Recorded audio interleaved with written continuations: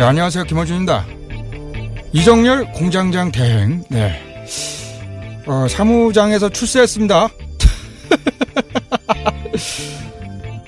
잘하고 있나 저는 안 궁금합니다.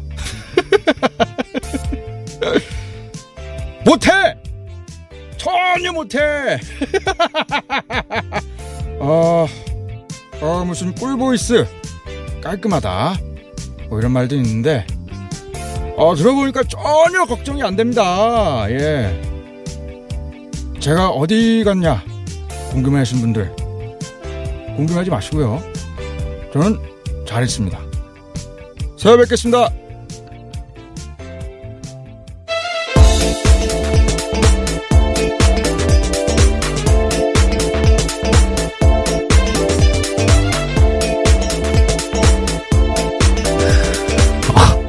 예, 시사인의 김은지입니다. 이게 내막을 좀 말씀을 드리자면, 어젯밤에, 오프닝을 제가 작성을 하는데, 오프닝을 쓰지 마라. 그래서 겁이 덜컥 난 거예요. 하도 오프닝 때 사고를 치니까, 못하게 하는구나. 야, 언론 자유 탄압하는 뉴스공장 각성하라. 이걸 준비했는데, 따로 준비를 하셨다 그래서 이거였군요. 예. 지금 공장장의 네. 목소리를 따라한 네. 분이신 거죠? 저 잘 모르겠습니다. 네, 웃음소리에 포인트가 있는 것 같은데요. 예. 예, 절대로 동감할 수 없습니다. 네. 자, 바로 들어가죠. 이게 굵직굵직한 소식들이 지난밤에 이제 많이 나와서 오늘 저도 또 말씀드릴 부분들이 있어서 네 달려보겠습니다. 자, 공장문 열겠습니다. 가시죠. 네. 첫 번째 소식이요. 조윤선 전 장관에 대한 구속영장이 기각됐습니다. 조 전 장관은 청와대 근무 시절에 박근혜 정부 국정원에 특수활동비를 상납받은 혐의로 구속영장이 청구됐는데요. 서울중앙지법 오민석 영장전담 부장판사가 기각한 겁니다. 네. 사유는 다음과 같은데요. 수수된 금품의 내물성 등 범죄 혐의에 대해서는 다툼의 여지가 있다라는 거고요. 또 수사 및 별건 재판의 진행 과정 등을 비추어 볼 때 도망 및 증거인멸에 염려가 있다고 보기 어렵다라는 겁니다. 네. 많은 분들께서 새벽에 눈을 뜨시고 나서 바로 혈압을 급상승시킨 뉴스였죠. 근데 이게 좀 송구스러운 말씀인데 저는 이거 좀 예상이 되는 거였어요. 어제 그래서 말씀을 좀 드리기가 좀 조심스러웠었는데 일단 이거 1인 2역을 할 수도 없고 네, 예. 영장 전담 다시 수석으로서 이게 미니 인터뷰를 좀 하셔야 될 것 같아요. 본연의 업무로 돌아가서 네. 지금 그 조윤선 전 장관에 대해서 구속영장 청구가 기각이 되면서 영장 청구 기각 사유를 밝힌 게 아까 김 기자님께서 말씀드린 내용대로입니다. 수수된 금품의 뇌물성 등 범죄 혐의에 대해서 다툼의 여지가 있다. 그러니까 항상 말씀드리지만 다툼의 여지가 있다 이 말씀은 피의자가 주장하는 내용이 그대로 밝혀진다면 무죄가 선고될 가능성이 있기 때문에 그래서 이런 경우에는 범죄 혐의가 제대로 이제 나중에 유죄가 선고될 거라고 확 어느 정도 인정되지가 않기 때문에 그래서 구속할 수 없다는 그런 이유인데요. 그 근거가 된 게 이제 수수된 금품의 뇌물성. 조윤선 전 장관이 정무수석 시절에 돈을 국정원으로부터 받았는데 이게 그럼 뇌물이 아니라는 거냐? 네, 이게 이 상식하고 또 좀 어긋날 수 있는데. 네, 매달 500만 원씩 5천만 원 가량의 돈을 받았다라고 그렇죠. 합니다. 예. 이 정무수석이라고 하는 자리하고 국가정보원이라고 하는 데하고 조직하고 비교를 해보면요. 우리가 일반적으로 뇌물이라고 생각을 할 때 어떤 경우냐면, 내가 이러이러한 현안이 있는데 당신이 그거를 해줄 수 있는 자리에 있으니까 이것 좀 해줘라 하면서 금품을 주는 거잖아요. 그러면은 국가정보원 입장에서 볼 때 정무수석한테 그런 청탁을 할 만한 사유가 뭐가 있을까? 사실 따져보면 없어요.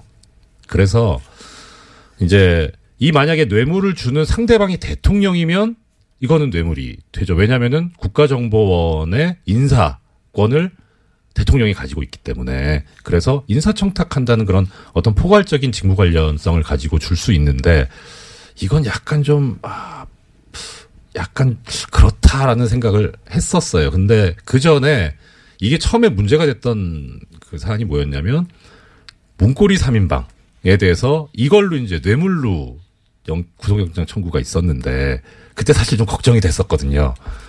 엄밀하게 말하면 국가정보원하고 문고리 3인방하고 또 이게 관련이 없는데. 네, 뇌물에 대한 대가성에 대한 부분이죠. 그렇죠. 예, 직무 관련해서. 근데 그게 어떻게 해결이 돼서 영장이 발부가 됐냐면 이 박근혜 전 대통령 시절에 청와대 구조가 워낙 특이했었기 때문에 원칙적으로 법률적으로 보자면 비서관은 아무 이런 직무 관련성이 없지만 이 사람들을 통하지 않고서는 갈 수가 없어요. 접근이. 그러니까 결국 이 문고리 3인방과 박근혜 전 대통령을 하나로 볼 수 있는 거죠. 일종 공범의 형태로 볼 수 있기 때문에 그래서 법원이 그런 관점 하에서 인정하고 나갔을 수 있는데 문제는 당시에 검찰이 얘기했던 거는 이 박근혜 전 대통령과 비서관들을 한 몸으로 본 게 아니라 통으로 청와대라고 하는 그런 관점으로 바라봤었더라고요. 그래서 나온 말이 상납이라는 말이 나왔었고 근데 그때 영장이 그대로 발부되고 통과가 되니까 이번에도 같은 구조를 유지했던 게 아닌가 싶은데 사실 좀 그렇죠. 게다가 여기에 이 지금 기름을 부은 게 뭐냐면 그 판결이 옳은 건 저는 아니라고 생각하는데 이 조윤선 전 장관에 대한 예전 1심 판결. 네, 블랙리스트 혐의에 대해서요. 블랙리스트에 관해서. 진행 중입니다. 예, 이제 선고만 남았죠. 거기서 그 재판부가 판결 이후에 아주 황당한 논리를 제시를 하는데 뭐 애청자 여러분들 기억하실 겁니다. 뭐 어차피 보수 정권이 잡았으니까 보수적인 견지를 유지해야 되니 진보적인 보수적이지 않은 사람들 뭐 연예인들에 대해서 지원을 하지 않을 수도 있는 거 아니냐 이런 황당한 얘기를 하거든요. 그리고 그다음에 조윤선 전 장관 같은 경우에는 그 당시 판결에서 보면 구조를 판결에 나오는 그런 이유에 따라서 봤을 때 구조가 뭐였냐면 이분은 아무것도 모르는 분이었잖아요. 허수아비였잖아요.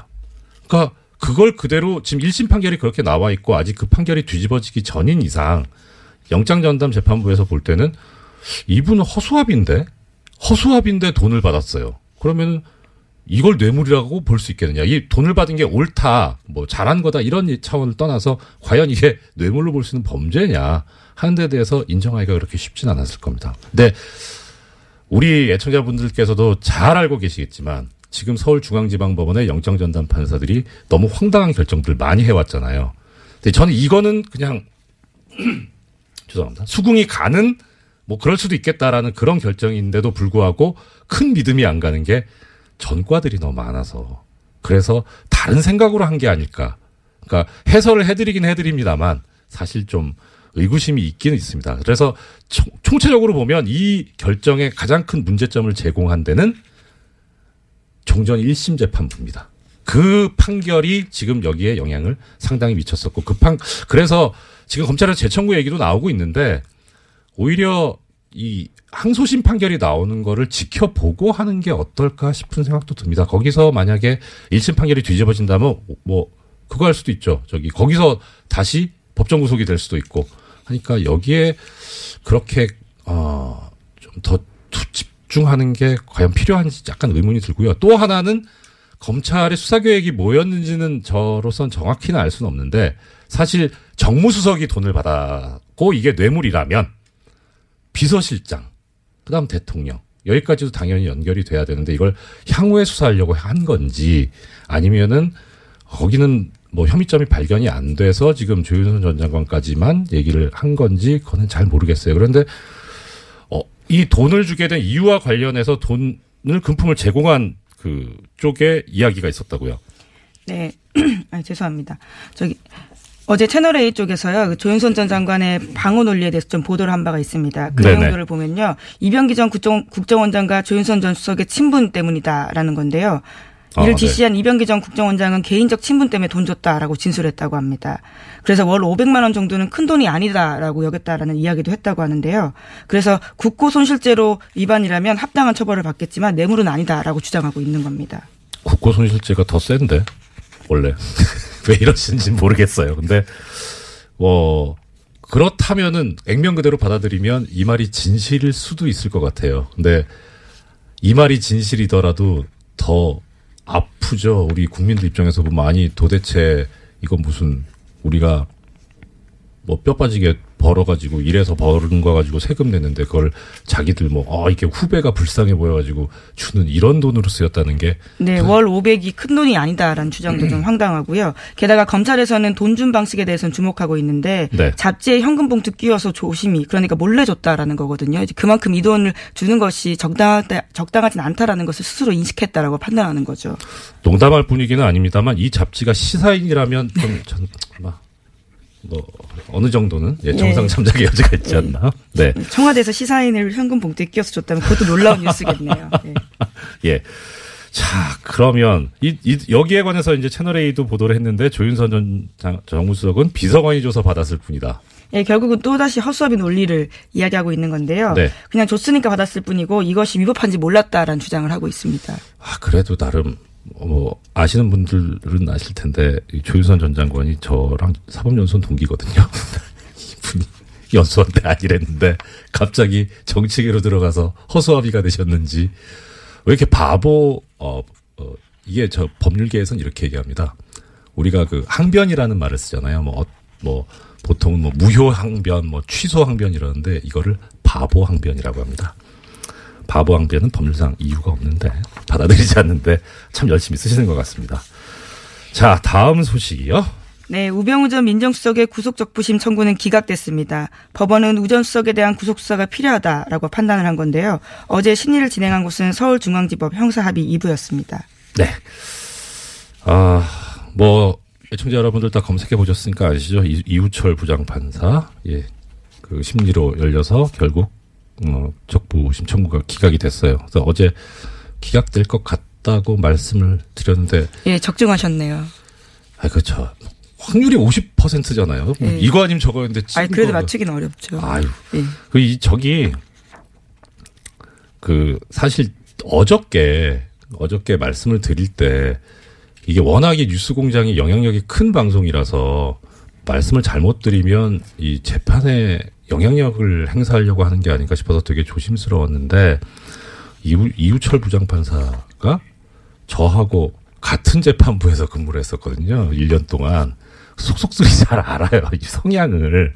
그래서 하나 걱정스러웠던 거는 그러니까 진짜 정말 정의롭다까지라고 평가는 못하겠지만 또 존경하고 믿고 따르는 선배인데 이분이 그 성향을 보면은 그동안에 오염되지만 않았다면 그러면 당연히 성향상 이런 자신의 권력을 사적인데 동원하고 이용하는 거에 대해서 하는 게 그걸 못 참는 분이거든요. 그런데 그러니까 소위 말하는 정말 정통 보수적인 그런 분이어가지고 근데 늦게까지 안 나와서 오염되셨나? 이거 퇴근 전에 6시 전에 분명히 나올 줄 알았는데 그건 좀 걱정을 했었어요. 근데 역시 기대를 벗어나지 않는. 네.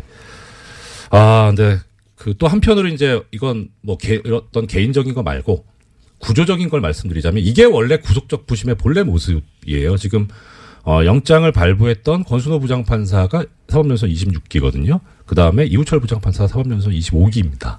그러니까 물론 그렇게 선배라고 치면 선배일 수는 있는데 이렇게 같은 급의 지방법원 부장판사들이 한 결정에 대해서는 서로 존중을 하고 그래서 영장 발부 이후에 나온 사정만 가지고 이게 석방할 어떤 이유가 합당하냐 아니냐 그렇게 심사해 왔는데 이걸 무너뜨린 게 예전에 김관진 전 장관 때 신광열 부장판사였죠. 그러니까 그때 다들 이거 이러다가 어떻게 하려고 그렇게 하나는 그런 비판이 나왔던 거고요. 네, 그 관련해서 뉴스가 어제 또 나왔습니다. 그러니까 김관진 전 국방장관 같은 경우에는 군 사이버사령부가 댓글을 통해서 선거에 개입한 혐의로 구속된 바가 있는데요. 네. 범죄 성립 여부가 불투명하다라는 이유로 적부심에서 풀려났습니다. 그런데 어제 국방부가 비밀예자 문서를 보면요. 김 전 장관에게 불리한 내용들이 들어있습니다. 총선을 앞두고 당시 여당을 지원하려고 한 뚜렷한 정황이 있다라는 건데요. 그렇기 때문에 이 적부심이 적절했나라는 논란이 일고 있습니다. 네. 이 부분에서 제가 하나만 더 말씀을 드리자면 여기는 또 법규가 애매모호하게 돼 있어요. 그러니까 그때 시간이 모자라서 말씀 못 드렸는데 김관진 전 장관 같은 경우에 가장 이제 받았던 혐의 중에 가장 중한 부분이 군형법 위반이었거든요. 정치에 관여하면 안 된다. 군인은. 근데 이분은 군인이 아니잖아요. 현재는 민간인이죠. 민간인이죠. 그러니까 원래 군형법 적용 대상이 아닌데 그런데 그럼 왜 군형법을 적용을 하느냐. 군인과 함께 범죄를 저질렀기 때문에. 그래서 군형법을 적용을 해가지고 구속영장을 청구를 해서 그게 발부가 됐는데 문제는 그거예요. 정부조직법인가에 보면 정확하게 지금 기억이 가물가물한데 국무위원, 그러니까 이 지금 장관 국무위원이잖아요. 이 국무위원은 그 정치 관여하는 데서 처벌 조항이 없어요. 정치 관여를 하면 안 되지만, 정치 운동을 하면 안 되지만. 그래서 정무직 공무원의 경우에는. 그러니까 군형법에 따르면 원래 자기가 적용받는 그런 법인 국가공무원법이죠. 국가공무원법에 의하면 처벌 대상이 아닌데 공범이 되면 처벌받는 게 말이 되냐라는 논리를 들이댔던 거고 그게 먹혔었는데 재밌는 거는 2006년도에 이 비슷한 판례가 하나 있었어요. 대법원 판례가. 아마 그게 상당히 참고가 됐었을 거다라는 생각은 들긴 하지만 나중에 법이 바뀌어가지고 그래가지고 그것도 처벌의 대상이 된다고 바뀌었었는데 그 바뀐 법을 몰랐을 리가 없는 것 같은데 바뀌기 전 법을 적용해서 그래서 당시에 그래서 지금 조금 전에 말씀하셨던 거죠. 범죄 성립 여부가 불투명하다 해서 석방을 했는데 안 불투명합니다. 투명합니다. 범죄됩니다 이거. 네, 게다가 계속해서 증거들이 나오고 있어서요. 예, 그러니까 이 증거의 문제가 아니라 법적인 문제였었거든요. 그런데 뭐 지금 이렇게까지 되니까 이제 근데 뭐 마지막으로 이 부분에서 하나만 더 말씀드리자면 그 당시에 그 신광열 부장판사를 비롯한 서울중앙지방법원 형사수석부가 무슨 만행을 저지른 거냐면 이 군이 댓글을 달면서 정치에 관여한 부분에 대해서 새로운 증거가 정말 뭐 한 트럭이 나와도 구속적 부심에서 석방이 된 경우에는 피의자가 도주했거나 증거를 인멸한 경우가 아니라면 그걸 그 동일한 범죄 사실을 가지고 구속을 다시 할 수가 없어요. 새로운 증거가 아무리 나와도. 그래서 적부심이 그만큼 무서운 거거든요. 진짜 조심했어야 되는데 그렇게 하고 나니까 참 더 허탈한 거죠. 우리 국민들 입장에서 보면 증거는 계속 쏟아지고 있는데 법적으로 방법이 없으니까요. 네, 그런 문제가 있습니다. 예, 다음 소식은요. 네, 어제 한일 위안부 합의 검증 보고서가 나왔습니다. 이면 합의는 없었다라는 박근혜 정부 발표는 거짓말이었다라는 건데요. 비공개 합의문이 따로 있었습니다. 2015년 공개한 합의문에서 한국 정부는 주한 일본 대사관 앞에 소녀상에 대해서 적절히 해결되도록 노력한다라고 명시했는데요. 하지만 일본 요구로 만들어진 비공개 문건은 따로 있었습니다. 여기에서 어떻게 이전할 것인지 구체적으로 한국 정부 계획 묻고 싶다라고 하니까요. 한국 정부에서는 적절히 해결되도록 노력한다라는 내용을 넣었습니다. 뿐만 아니라 제3국에서 소녀상이나 기린비 설치하는 것이 적절하지 않다라는 일본 쪽의 이야기에 대해서도요. 노력하겠다라는 답을 했습니다. 네. 일단 이 문제에 관해서는 잠시 후에 우리 정대협의 윤미향 대표님 모시고 말씀을 들을 예정이어서 거기서 자세히 나오겠습니다만은 그냥 어떻게 보세요? 저는 이 위안부 피해자 이 관련 합의, 한일 합의를 보면서 그러니까 법률적으로 보면 첫째는 장관들이 했잖아요. 그러면 국가를 대표해서 이제 양국에서 나왔단 말입니다. 합의를 했어요. 그러면 합의를 했으면 약속을 했다는 거 아닙니까? 국가 간의 합의는 서로 지켜야죠. 국제법상. 근데 국제법상 이런 합의를 우리는 뭐라고 부르냐면 조약이라고 부르잖아요. 국가 간의 합의를 한 거. 근데 지금 정확하게 그 조약이 기억은 안 나는데 조약으로서 성립이 되려면 원칙적으로 문서가 있어야 되거든요. 근데 문서가 없어요. 그래서 이게 과연 조약이냐. 국제법적으로 지켜야 될 의무가 있는 합의인 거냐. 근데 게다가 비공개까지 있어요. 조약은 문서로 하는 거니까 공개되는 게 원칙인데 비공개 합의라면 이건 더더욱 지킬 필요가 없는 거 아니냐 하는 생각이 들었고 또 하나는 왜 이런 합의를 하느냐. 내용도 보면 이 TF에서 발표할 때 나왔지만 너무 일방적이었다라는 거잖아요. 왜 이렇게 굴욕적으로 일방적으로 퍼졌나 일본에. 예. 그러면 뭔가 다른 걸 얻은 거 아니냐 하는 그런 의심이 들어요. 뭘 얻었을까? 이것도 한번 밝혀서 조사해서 밝혀봐 주셨으면 좋겠고요. 총체적으로 저는 이런 생각이 듭니다. 이거 역적질입니다. 대한민국은 민주공화국인데 대한민국의 국민인 위안부 피해자 할머니들의 의사를 전혀 고려하지 않고 그분들의 인권에 반해서 나라를 팔아먹은 것과 같지 않냐. 저는 그렇게 생각합니다. 네, 어제 나온 내용들을 보면요. 박근혜 전 대통령이 연내 타결을 압박하면서 결과적으로 우리 정부가 끌려다니는 모습들을 만들게 됐다라는 겁니다. 네. 그 관련해서 그런 얘기가 있던데요. 뭐 이거 저기 외교 관계상 그 하면 안 되지 않냐. 저기 공개를 그런 얘기가 있던데 그건 또 어떻습니까? 네, 그와 관련해서 어제 윤병세 전 장관 같은 경우에는요. 그런 주장들을 했습니다. 피해 할머니들이 고령이고 합의가 시급했기 때문에 관련된 사업들을 수용했다라는 이야기도 하고 있고요. 네. 예.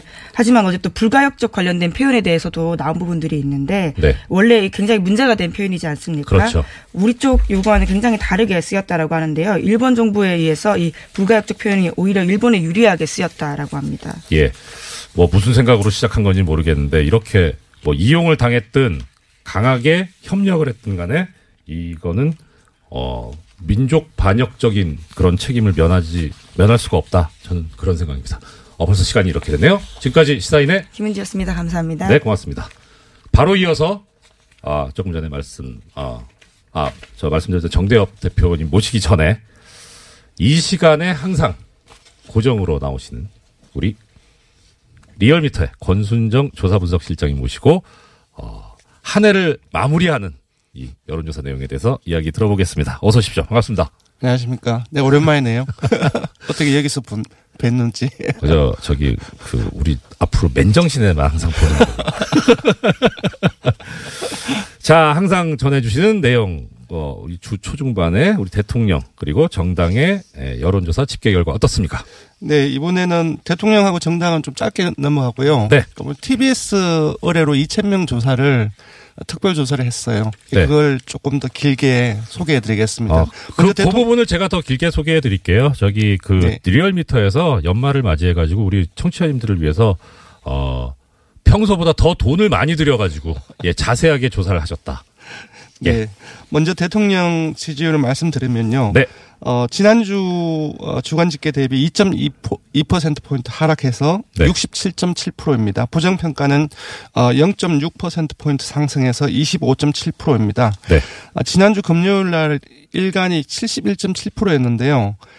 우리 성탄 연휴로 해서 월요일까지 쉬었잖아요. 그래서 그렇죠. 26일 날 첫 조사했는데 26일 날 70.3%로 빠졌습니다. 네. 그리고 어제 27 수요일에 67.7%로 다시 빠졌습니다. 네네. 무슨 일이 있었는지 좀 봤더니 제천에 직접 방문을 하시지 않았습니까? 예. 그 이후로 조금 많이 올랐어요. 네. 근데 며칠 지나는 동안에 언론이라든지 야권에서 제천 화재 참사에 대해서 정부 책임론을 상당히 길게 들고 나왔습니다. 이런 부분들이 있었고요. 그리고 극우 인터넷 매체에 청와대 직원 탄저균 백신 접종 보도 있었고 네. 또 여기에 꼬리를 물고 일부 보수 언론에서 북한의 탄저균 공격 가능성 이런 보도까지 많이 양산되어 있었습니다. 네. 이것이 26일까지 있었는데요. 이것과 함께 임종석 실장 중동 특사 공세도 상당히 길게 지금 아직까지 진행되고 있고요. 네. 이런 다양한 어떤 요인들이 영향을 미친 것으로 보입니다. 지금 실장님 말씀해 주신 그런데 이 다양한 요인들을 보면 네. 다 가짜 뉴스 아닙니까 이거 다?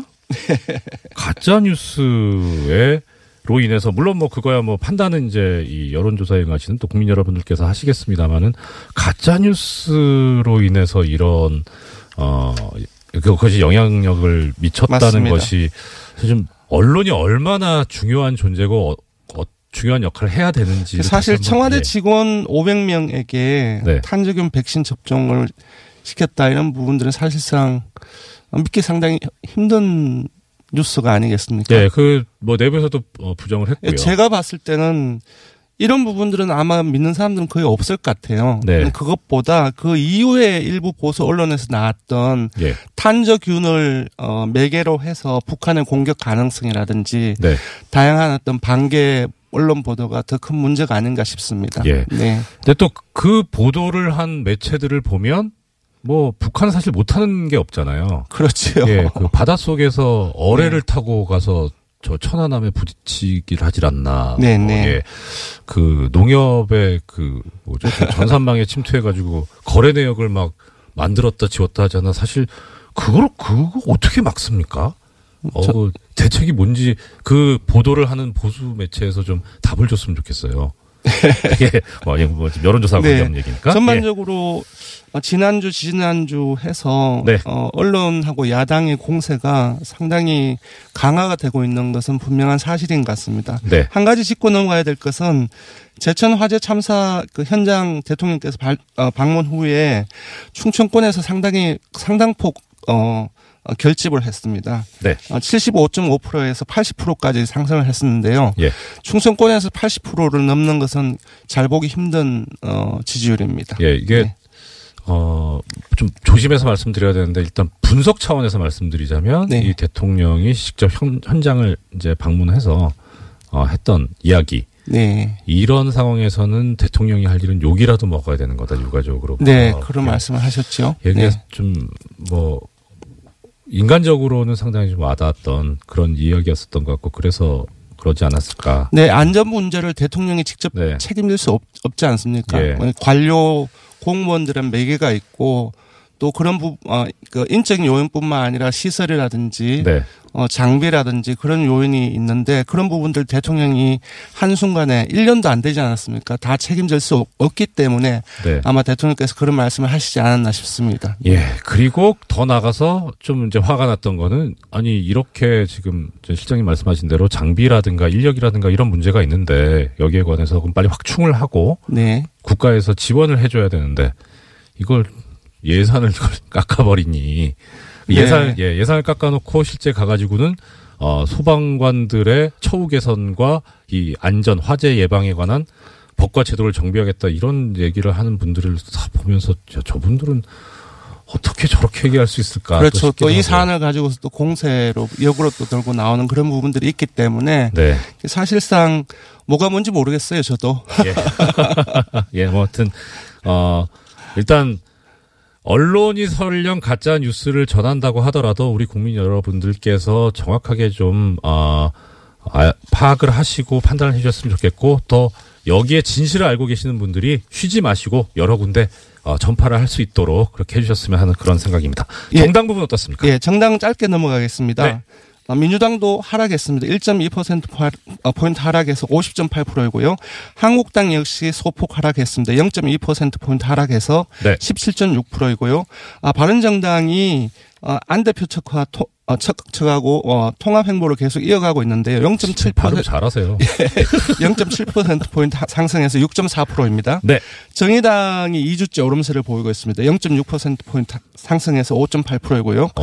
국민의당은 여전히 3주째 약세를 보이고 있습니다. 0.1%포인트 하락해서 4.8%입니다. 예, 그리고 이번에 심혈을 기울여서 하신 현안조사. 네, 그 이전에 됩니까? 조사 개요를 알려드려야 되는데. 이거 하면 끝나잖아요. 이번 주준조사는 TBS 의뢰로 화요일부터 수요일까지 이틀간 조사를 했습니다. 전국 19세 이상 성인 1,500을 대상으로 했고요. 유무선 전화 면접과 자동 응답 방식으로 실시했고 네. 표본 오차는 95% 신뢰 수준 플러스 마이너스 3.1%포인트입니다. 응답률은 4.9%였습니다. 예, 청취자 여러분 아시겠습니다만은 오차 범위가 3.1%니까 더하기 빼기 3.1까지 감안해서 네, 생각하시면 그렇게 되겠다는 보셔야 될 것 말씀이죠. 같습니다. 네. 예, 현안 어떤 내용이 있습니까? 예, 이번에는 사실상 국민의당이 분당이 현실화될 가능성이 높은데 네. 분당이 된다고 했을 때 새로운 정당 구도가 만들어지지 않습니까? 예, 예. 이 속에서 과연 정당 지지도가 어떻게 펼쳐질 것인지. 여기 관심 많잖아요. 네, 예, 또 이걸 근거로 내고 이후에 있고. 예. 6.13 지방선거에서 어떻게 펼쳐질 것인지. 네. 그걸 중심으로서 좀 살펴봤는데요. 네. 그러니까 국민의당하고 바른정당이 통합한 정당이 하나 생기고 그리고 국민의당과 바른정당의 통합을 반대하는 네. 주로 이제 호남 의원분들이죠. 그분들을 정치 세력을 집어넣어서 조사를 해봤더니 네. 더불어민주당이 기존의 현재 정당 지지도보다 한 4.2%포인트 빠져가지고 47.4%가 나왔고요. 그래도 높네요. 네. 자유한국당 역시 0.6%포인트 하락해서 17.8% 정도 나옵니다. 네. 근데 여기서 봐야 될 게 국민의당하고 바른정당하고 통합정당이 얼마나 나왔냐면은 12.8%가 나왔는데요. 예. 이것은 통합하기 이전에 국민의당 6.8%, 바른정당 5.6%하고 합친 12.4%보다 0.4%포인트 높은 겁니다. 그러니까 사실상 통합의 효과는 상당히 미미하다라고 봐야 될 것 같습니다. 시너지가 지금 상당히 통합하자는 통합파의 근거인데. 네네. 예, 실제 조사상으로는 그렇게 많이 나오진 않는다. 네. 예. 여기서 한 발 더 들어가면 네. 이런 정당 구도 하에서 6.13 지방선거에서 누가 실제 현재 지지율보다 득표율이 더 높을 것 같냐 네네. 이렇게 물어봤습니다. 왜냐하면은 모든 선거에서 당시의 지지율보다 득표율이 많이 나오고 적게 나오는 정당이 있거든요. 그렇죠. 그랬더니 국민의당하고 바른정당의 통합정당에 많이 나올 거라고 하는 응답이 11.1%가 나왔습니다. 단순 비교는 어렵겠지만은 아까 기억하실지 모르겠지만 예. 12.8%가 통합 효과로 해서 나왔던 수치인데 네. 더 많은 득표를 올릴 것이라고 한 응답이 11.1%가 나왔습니다. 줄어든 것이죠. 줄어든 거죠. 예. 네. 참. 그 지금 조사 그럼 더 올라가는 당은 어느 당이에요? 그러니까 사실상 이걸로 해서 뭘 알 수 있냐면은 네. 지금 현재 국민들 이 초반기에 쇼텀의 어떤 그 양당의 통합 효과하고 이후에 지방선까지 이어질 어떤 그 시너지 효과를 에 대한 전망을 이제 보는 것인데요. 네. 그것이 사실상 긍정적이지 않다라고 해석해야 될 것 같습니다. 예. 네. 그럼 이 부분에 있다가 나오실 박지원 대표께 여쭤봐야 되겠네요. 예, 이 부분에 관한 조사 결과는 어떻습니까? 네. 이번 특집 조사는 TBS를 어제 하루 동안 실시했습니다. 전국 19세 이상 성인 2029명을 대상으로 실시했고요. 무선 유선 자동 응답 방식으로 실시했습니다. 표본 오차는 95% 신뢰 수준 플러스 마이너스 2.2%포인트, 응답률은 4.1%였습니다. 예, 현안 조사까지 하신다고 너무 고생 많으셨고 한 해 동안 좋은 소식 전해주셔서 고맙습니다. 지금까지 리얼미터의 권순정 조사 분석 실장님이었습니다. 감사합니다. 고맙습니다. 예.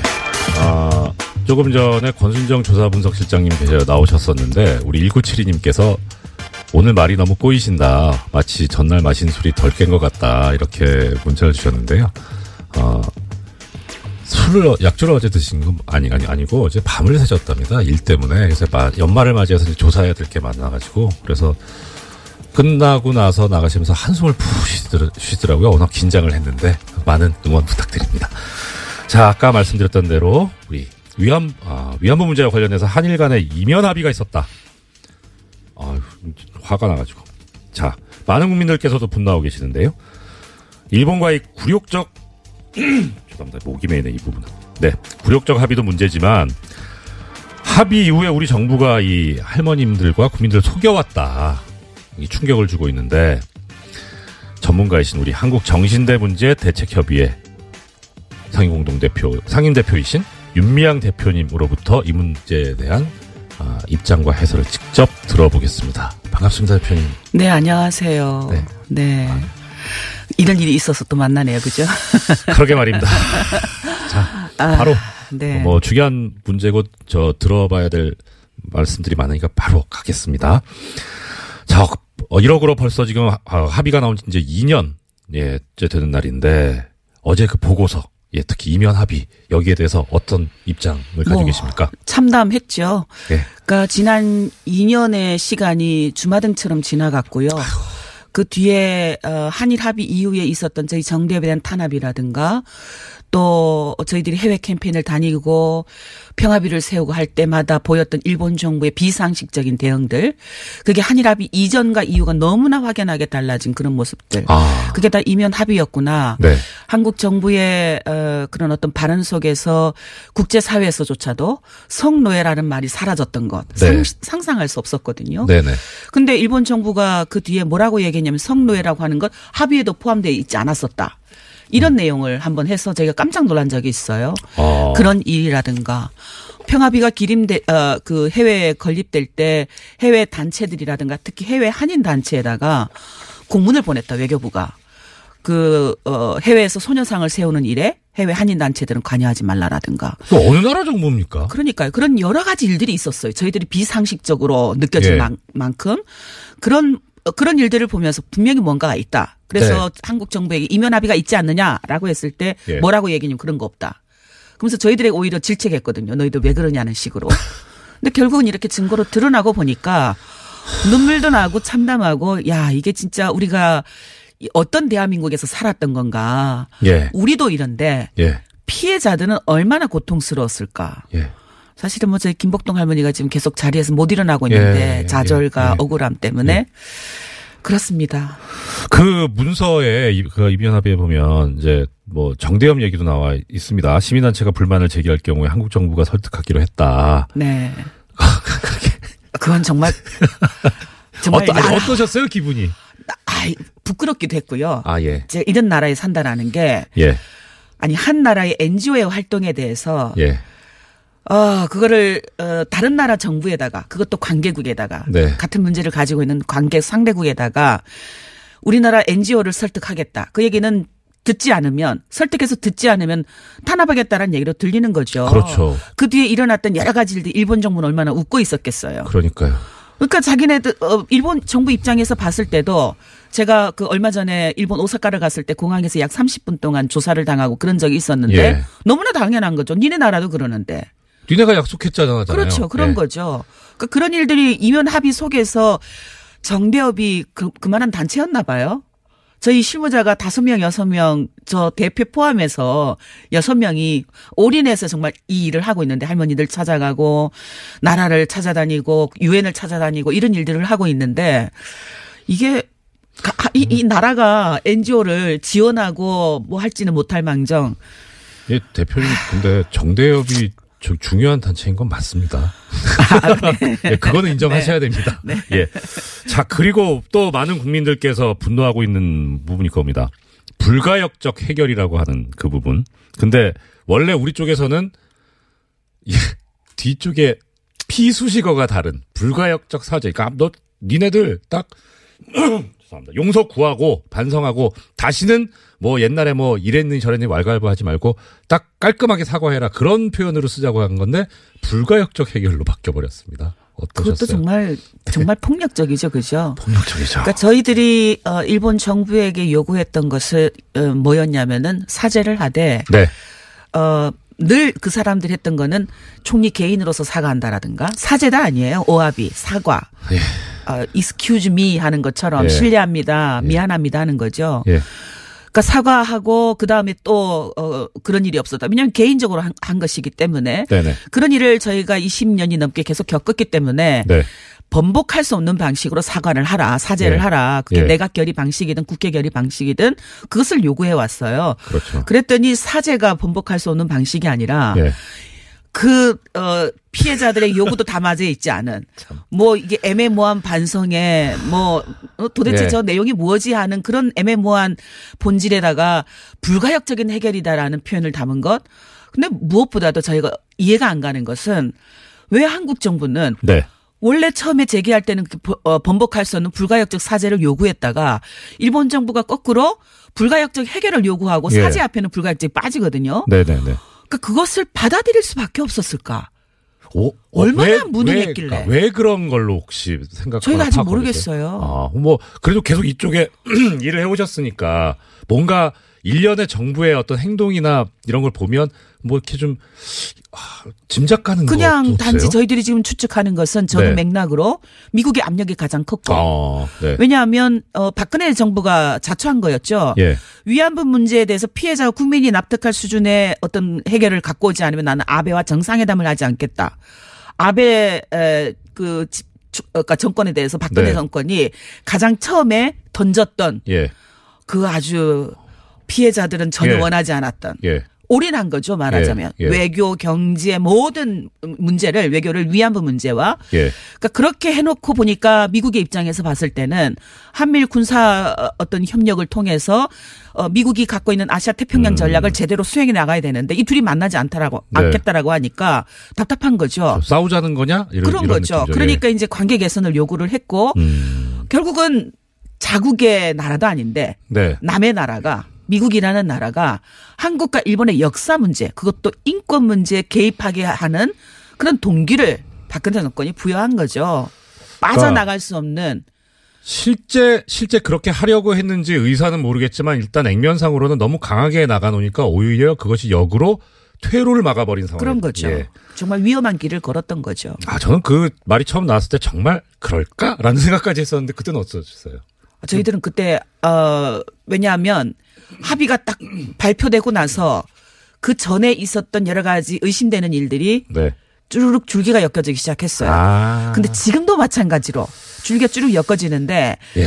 합의가 그러니까 2015년을 들어서기 전까지는 한일 국장급 협의를 진행을 하면서 그때는 피해자들하고 설명도 하고요. 네. 피해자들이 8.15 관련해서 서한을 전달하러 가면 국장이 직접 나와서 할머니들에게 지금 진행을 하고 있는데 네. 우리는 할머니들이 요구하는 것처럼 번복할 수 없는 방식의 사죄라든가 법적 책임 인정이라든가 이런 걸 요구하고 있는데 일본이 전혀 반응을 하지 않고 있다라는 얘기를 들었어요. 네. 근데 2015년 이번에 이제 드러난 거죠. 고위급 회담으로 갈 즈음. 네네. 그때 이미 불가역적이라는 걸 결정을 하는 거잖아요.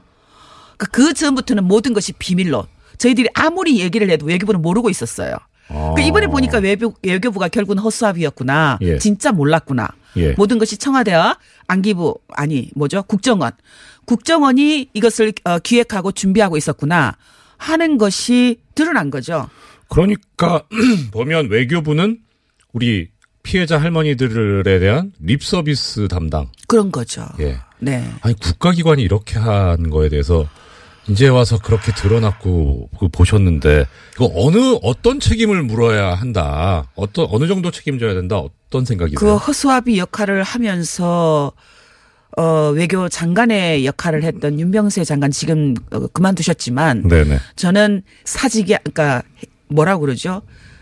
이 자리가 그러니까 끝나는 게 아니라 네네. 네. 명확한 책임을 물어서 예. 추궁해야 된다고 봅니다. 네. 왜 그렇게 방치했는지 예. 무엇보다도 외교에 대해서 비전문가이면서 네. 인권 문제 비전문가이면서 역사 문제 비전문가이면서 그것을 진두지했던 박근혜 네. 책임을 물어야죠. 그렇죠. 왜 피해자들이 이렇게 고통으로 몰고 갔는지 네. 국민들을 역사 문제에 충격을 빠뜨렸는지 네. 김복동 할머니 표현대로 역사를 10억엔 그 정유라의 말 한 필도 안 되는 값으로 그렇게 팔아버렸는지 이런 것을 추궁해서 책임을 물어야 된다고 봅니다. 추가돼야 되겠죠. 어떤 이제 국민들께서 이런 말씀들을 하셨어요. 처음에는 그러니까 이 위안부 피해자 할머니들 이 문제에 관해서 처음에 이제 그렇게 강하게 이 일본과의 정상회담도 안 하겠다 뭐 이런 식으로 강하게 나가니까 박근혜 정부에서 또 여성 대통령이 되니까 이 부분은 좀 다르구나, 공감을 하는구나 이런 얘기가 나왔었어요. 근데 사실은 또 그렇게 보는 분들도 있었겠죠. 네, 역시 좀 다르다라고 네. 그렇게 시작을 받겠죠. 근데 저희들은 걱정을 하기 시작했어요. 네. 저 선언은 오히려 피해자들에게 희생을 만들어낼 수 있을 텐데. 물론 이제 뭐 해외 언론들이나 방송이 저희들에게 그 입장에 대해서 어떻게 생각하느냐라고 인터뷰를 할 때는 저도 그때는 외교를 약간 했던 것 같아요. 뭐 대통령의 뜻이 그만큼 강하다는 거 아니겠습니까? 예. 그런 식으로 이야기를 하면서도 그러나 걱정입니다. 예. 라는 얘기를 할 수밖에 없었는데 네. 사실은 위험한 길로 들어선 거였죠. 그렇죠. 그건 바람직한 일이 아닌데 저는 좀 걱정이 지금 정부도 그러니까 일본이 지금 거꾸로 이제 아베가 그걸 올인하고 있거든요. 네. 위안부 문제와 모든 외교를 그 하나로 원트랙으로 지금 하고 있거든요. 네. 뭐 위안부 안 하면 모든 걸 안 하겠다고 하는 거잖아요. 네. 위안부 안 하면 평창도 안 하겠고 위안부 안 하면 너희들 안 만나겠다라는 거잖아요. 그러니까 거꾸로 그렇게 하고 있는데 이제 문정부가 저희 일부 네티즌들은 그렇게 얘기합니다. 일본에서 그렇게 얘기하니까 하지 마, 오지 마 이런 얘기도 하고 있습니다. 그런 얘기 볼 때마다 저는 이제 댓글을 할 수가 없는데 또 현실이라는 게 정치라는 게 그럴 수가 없잖아요. 네, 그렇죠. 외교가 모든 뭐 위안부 문제만 있는 것은 아니고 풀어야 되는 건데 그건 정부가 지혜롭게 풀어야죠. 네. 시간이 부족한데 꼭 여쭤보고 싶은 말씀 한 두세 개만 더 여쭤보겠습니다. 먼저. 자, 이제 그러면은 대표님께서 보시기에 이거 이제 어떻게 해결했으면 좋겠습니까? 답은 이제 나왔잖아요. 예. 정부가 무엇을 해야 될지 한일 합의가 폐기돼야 되는 건 맞고 근데 폐기되기 위해서 어떤 절차를 거쳐야 되느냐 지금 피해자들이 가장 불편해하고 있고 국민들이 힘들어하고 있는 그 10억엔을 어떻게 반환할 것인가 그리고 화해치유재단을 해산하는 과정을 밟아가야 되는 것 사실은 어려운 문제예요. 뭐 정치가 그 대통령은 더 골치 아프겠죠. 외교장관은 더 골치 아플 것이고 근데 어떻든 해야 되는 숙제이니까 저는 이것을 계속 시간을 끌고 이걸 유지해 나가는 것은 1년, 2년, 3년, 1년 만에 끝날 수 있는 외교의 어떤 그 갈등 등을 10년, 20년 계속해서 남겨주는 역할을 할 수 있다고 생각을 합니다. 그러니까 지금 이런 TF팀의 결과 발표가 나왔을 때 정부가 이것을 근거로 해서 뭐 명확하잖아요. 국민들도 지지할 것이고 일본과 어떤 재협상이라든가 이런 건 지금 당장 어렵더라도 대외적으로 대내외적으로 합의에 대한 명확한 정부의 입장은 표시해야 그리고 된다. 위안부 문제가 어떻게 해결해야 된다. 그건 피해자 중심. 정대협의 임미영 대표님이었습니다. 네. 뉴스공장의 정치 9단 주 국민의당 박지원 전 대표님 스튜디오에 나와주셨습니다. 반갑습니다. 진짜 반갑네요. 제가요. 예. 법사위원입니다. 네네네. 제가 법사위에서 우리 이정열 판사 예. 얼마나 옹호했는지 아세요? 뭐 청탁 드린 변호사비 것도 내세요, 아닌데. 아무튼. 예, 청탁 드린 것도 아닌데. 청탁은 안 했지만은 정의롭게 했죠. 예. 그러니까 이제 잊지 않고 변호사로 있습니다. 돈 버니까. 지금 변호사 아닙니다. 아직 안 해요? 네. 오. 아직 지금 사무장. 아직이라고 하기는 사무장에서 할 것 같습니다. 네. 사무장 월급이라도 예. 나한테 후원금이라도 보내야 돼요. 대표님 기왕 얘기가 나왔으니까 제가 청탁을 하나 드리자면, 여기 이 출연료가 짭짤한 모양이더라고요. 그래요. 예. 그러면은. 네. 안 그래도 이 방송이 훨씬 좋아졌어요. 김어준 공장장이 할 때는 이거 엉망이었어요. 그런데 굉장히 청취율도 좋고 훨씬 잘한다 하니까 우리 법사위에서 제가 법무부에다 조치를 해가지고 김어준 입국 금지. 입국 금지. 조치를 하고 그 대신 생활비는 제가 좀 보내주려고 그래요. 이것도 그런 배려까지. 한 1년 만에 안 오면은 교통방송 빵 뜨네. 그리고 그 양반은 좀 질이 낮아서 안 해야 돼요. 제가 차마 그 말씀까지는 못 드리는데. 아니 질이 부장판사님은 고질이고 저도 상당한 중질이고 거긴 저질이에요. 그거 우리가 아는데 왜 아느냐. 그것도 제일 많이 들어요. 다녀보면요. 김어준 공장장 하는 거 재밌게 들었습니다. 아니 우리 전라남도 부산 가도요. 거기까지는 사실 안 들리거든요. 그렇죠. 거기는 라디오로 가는 건 아니죠. 네, 외부로 듣고 뭘로 듣고 다 얘기해. 그러니 이거 주기도 못하고 살리도 못하고 안 나오지도 못하고 나오지도 못하고. 사실 그러니까 저까지 저질돼요. 대표님께서 잘 해주시니까. 물론 저는 건데. 굉장히 훌륭하지만은 내 파트너가 이정열 부장판사 같이 훌륭한 분이 한다면은 고질의 진행자가 한다면은 훨씬 올라가니까 오지 말게 하자. 대표님 근데 고질하신 게 괴질로 들립니다. 오늘 모셨는데 항상 그 대표님 나오시면은 김어준 공장장이 이제 안녕하십니까라고 인사를 드리면 안녕하지 못한다고 그렇게 최근에 계속 말씀해 오셨는데 어제 그 가처분 결정도 나오고 해서 정말 안녕하시지 못할 것 같은데 어떠세요? 우리가 가처분은 이 판사 재판장은 오른 눈으로 볼 때, 왼 눈으로 볼 때, 두 눈 다 뜨고 볼 때마다 틀리더라고요. 판결문이. 그래서 재판장은 저처럼 일목요연하게 보는 사람이 재판장이 돼야 되는데 제가 어제 재판장 아니 진짜 그래요. 저는 일목요연하게 봐요. 그래서 제가 잘하는 거예요. 어제 그 판결문 내용을 보면 제가 11년째 이 법사위원을 하고 있기 때문에 부장판사 출신 사무장보다는 제가 훨씬 나아요. 저는 사무장 경력이 아직 이제 3년밖에, 그렇죠. 4년밖에 안 됐습니다. 저는요, 감옥도 살아보고, 재판도, 지금도 재판 받는다니까요. 얼마 전에 또 소식이 있더라고요. 1월 달에 이제 선고하는데, 아무튼, 그 판결문 내용을 보면은, 이 투표는, 즉, 신임 투표는 법적인 효력이나 의무를 발생하는 투표가 아니기 때문에 투표를 중단시켜야 할 긴급성이 없다고 판단한 것입니다. 거기다가 판결문에 재신임이 부결되더라도 안철수 대표가 사퇴해야 하는 의무가 없다고 했고 당원들의 의사를 묻는 것에 불과하다 이렇게 해석을 했거든요. 법적 문제가 아니라 왼쪽 눈으로 본 거예요. 만약 이정미 소장처럼 일목요연하게 봤다고 하면은 인용이죠. 아까 우리 이정열 사무장님 판사께서도 네. 부장판사님도 전직. 네. 우리나라는 높은 걸 좀 불러주는 게 좋아요. 사무장보다는. 사무장 높습니다.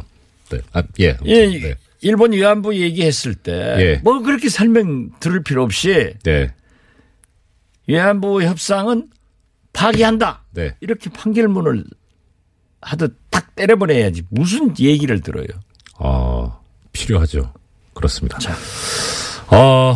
기왕 이제 대표님 나오셨으니까 제가 이제 오늘 대표님하고 이제 자리를 한다고 하니까 저 주위에서 여러 가지 이제 이런 걸 여쭤봐 달라고 말이 들어왔는데 그 중에 하나가 이거거든요. 뭐 법적인 것도 그렇고 명분도 그렇고 그렇지만 이 지금 국민의당 내부에서 현재 이제 진행되고 있는 전 당원 투표 이것을 거부하시는 게 질 것 같아서 그러신 거 아니냐. 반대하기 때문에. 네? 반대하기 때문에 네. 이것도 가처분 신청도 했고 네. 만신창이를 만들려고 네. 가처분 신청을 했고 네.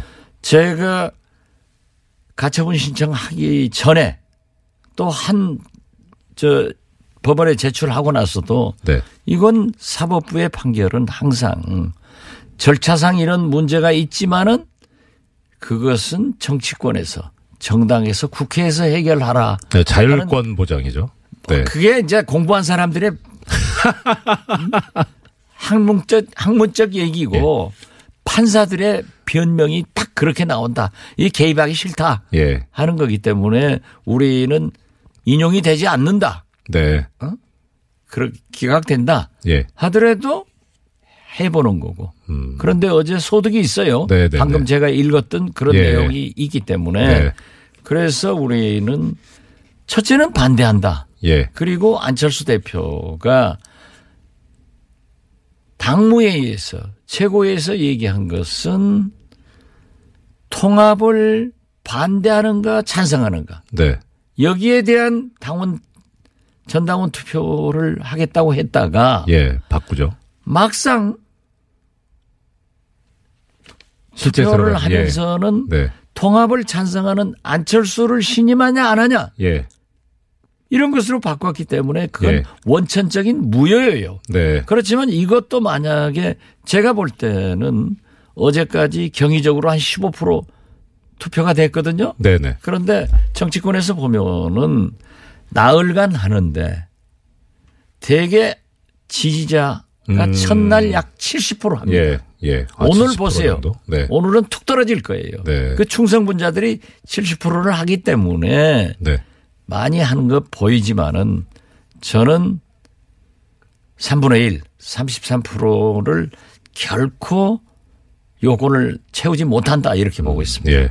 제가 아까 드렸던 질문의 취지는 그거였습니다. 그러니까 전 당원 투표가 가처분 신청 말고 전 당원 투표 자체를 지금 반대하시는 이유가 그러니까 이제 아니 투표해서 이기실 것 같으면 찬성하실 텐데 질 것 같으니까 투표했을 때 투표 결과가 그래서 반대하시는 거예요. 그건 아니에요. 네.